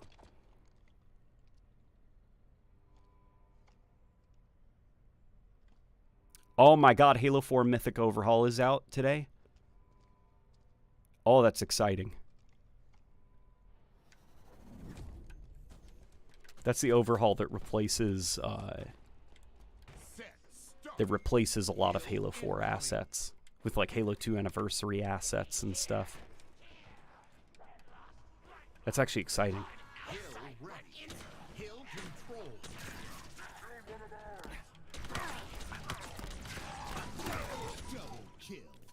Triple kill. Reinforcements. We're so back, Copium. And in this case, the Copium feels okay. Like, Halo is back. You know, depends on your definition of back. But, you know, multiplayer is a lot of fun. I think it's probably, like, the best Halo multiplayer now since Halo Reach. Like, I feel like most people generally, and not, like, as in, like, oh my god, Reach had such a good combat flow. It's the best game Bungie ever made, but more like, just in terms of, like, do you want to hop online and play some Halo? Like, Halo Infinite is the first Halo game since the days of Reach, where it's just, like, people are excited to hop on and play some Halo.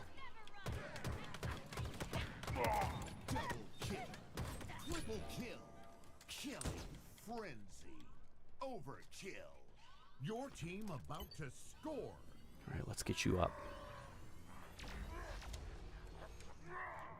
Someone said Halo Infinite had good bones but no content, and Halo 5 had bad bones and no content.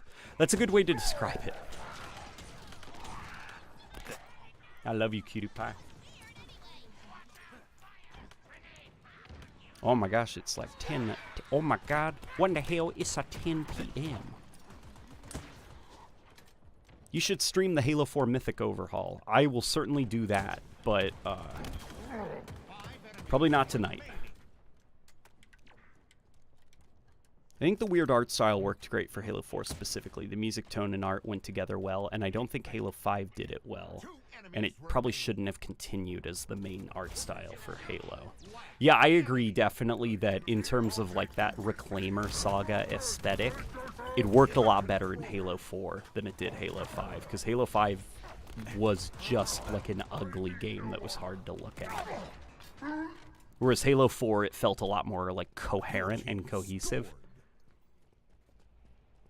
I almost feel like, in a weird way, it was kind of like a mistake of Halo 5 to bring back a lot of classic stuff, like reprise the Halo theme, the monk chant, bring back remixes or variations of classic themes, and stuff like that, because I feel like with Halo 4, even though it was kind of like, what are you guys doing? You got rid of the classic Halo monk chant. It at least fit everything. Like, yeah, the game has no ba-ba-ba-ba, ba-ba-ba-ba, ba-ba-ba-ba, but, like, it also didn't really kind of look like those Bungie Halo games anymore, so it was kind of fitting. Even the music was different. But then Halo 5, it kind of, like, you know, wanted a little bit of nostalgia. Like, hey, it's the Arbiter. It's that character you remember from the Bungie games, but he looks different. Hey, look, it's the Warthog music, but it's, like, different, and we smushed it with 117, and it's kind of like this mess. Yeah, just Halo 4, I think, was a little bit more consistent with its identity. Halo 5 was very anxious. It didn't feel like it was very confident about what it wanted to be.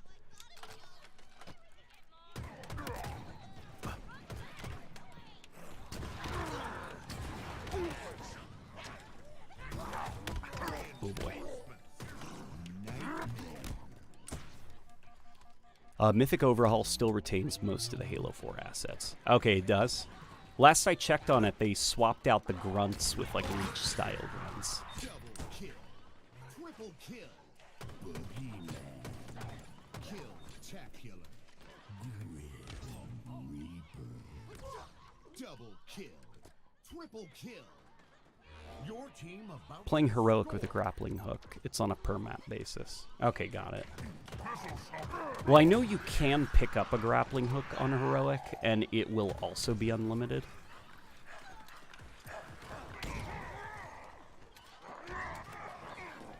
5 enemies remaining.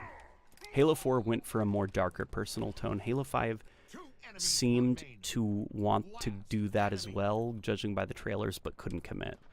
Well, the thing about Halo 5 was the marketing was so divorced from the actual game that they were building. It was kind of an example of the disconnect between marketing and game developers. And I'm Set, start.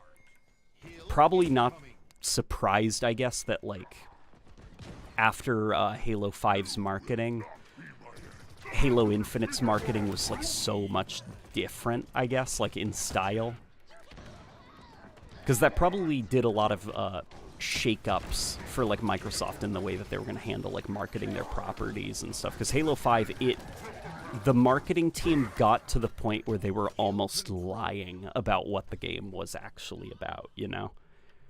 And that's at least the stories that I've heard. There were a lot of people at 343 that were pretty frustrated and upset with Microsoft's marketing department because it just, like, that was not the game they were making. And Microsoft's marketing department was hyping people up for a game that just, like, didn't exist. What's the worst thing about your favorite Halo? Halo 3, the netcode is obnoxious, but also those Cortana segments in the campaign where, like, your game slows down and Cortana, like, talks to you in your face. Those are pretty annoying, especially on repeat playthroughs, and it makes missions like Gravemind really obnoxious. Mythic Overhaul uses both Reach and Halo 4 grunts, as well as other assets. Okay. Alright, gotcha. Oof, oof, oof, oof. Reinforcements.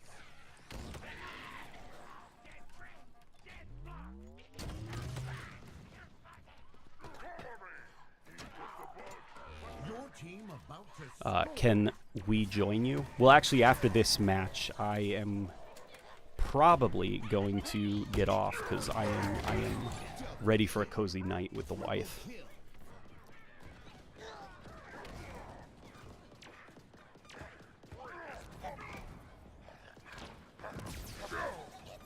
I remember the first trailer from 2013 with the Cloak and the Guardian coming out of the ground. I want to play that game, right? Yeah, they, enemies remaining. yeah, it's just like, you know, marketing was like, okay, what have you got for us? And they were like, well, we're envisioning Master Chief being on the run. And they were like, got it. And they just went crazy and told this whole story of, like, Master Chief shooting up an embassy and, like, you know, all that stuff. And, oh, my God, Master Chief's a traitor. Master Chief needs to be assassinated. Master Chief's dead. And it's like, what the hell is going on? You know, like, that wasn't the game that they were trying to tell. Weapon drop. And it just, unfortunately, like, the marketing department got way too out of control with Halo 5.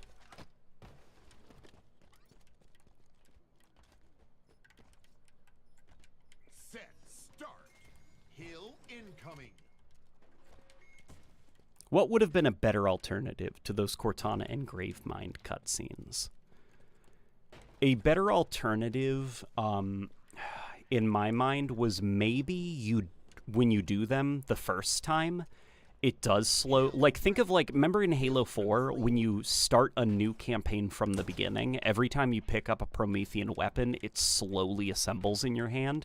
And then every Promethean weapon after that, it's like, you just pick it up quickly. Like, it's fine. And it will only redo the slow pickup animation if you begin a new campaign from the start. So you can, like, see that animation again. Like, it's not locked off from you. You just have to restart the campaign. That's how I would have handled those sequences. Like, your first time through the campaign, like, you're going to be slowed down. It's going to be, oh my gosh, so cinematic. But then when you replay the mission on its own, like, no, it's not going to be like that. And if you want to have those slowdown systems again, you have to restart the campaign and get to that point again. Rampage. That's how I would have handled those slowdown sequences.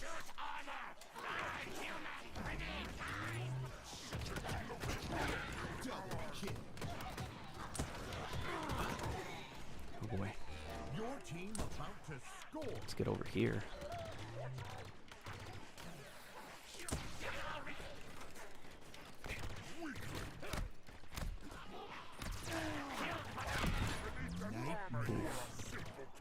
Yeah, there's more guys coming. Alright. This elite's pissed too. The red elite. There he goes. I just want Lasky to be in a Halo game again, man. Yeah, right? Rebecca and I recently watched Halo 4 Redunda Dawn, and, like, Lasky is a cool character. Little Thomas Lasky. Poor guy. Poor guy's allergic to ice. Ugh. I want to see Lasky meet the pilot. Those are like probably 343's best characters that they've introduced to Halo. You know, like Halo, obviously everyone remembers Johnson and the Arbiter. I put Lasky up there with the pilot, Johnson, Arbiter, and stuff. Sucks that Lasky got stuck in audio log land. Well, they probably didn't have like a place for him in the story that Infinite was telling. But yeah, it does suck that Lasky wasn't in the campaign. And Rebecca, her autocorrect changed Lasky to Lastly, so Lastly rocks. That is a great point to end the stream on. I love you, honey. Oh, and then Andrew says, my ideal elites are definitely CEs. Helmets incorporating small eyepieces. Yes, yes, yes, yes. The small eyepieces. And the mandibles being fully sealable are details that shouldn't have been dropped. Dude, I freaking love in Halo Combat Evolved when the elites are, like, in rest, and it's just like they close their mouths up, and it's just like a mouth guard. Like, it looks so freaking cool, dude. I love the Halo Combat Evolved elites. Yeah, if my dream Halo game that is like classic gameplay style with exaggerated proportions, like that's how the playable elite characters would look. They would look like Combat Evolved style elites. Love. Ugh. All right, guys. That was a really that was a really good stream. I appreciate everybody for joining.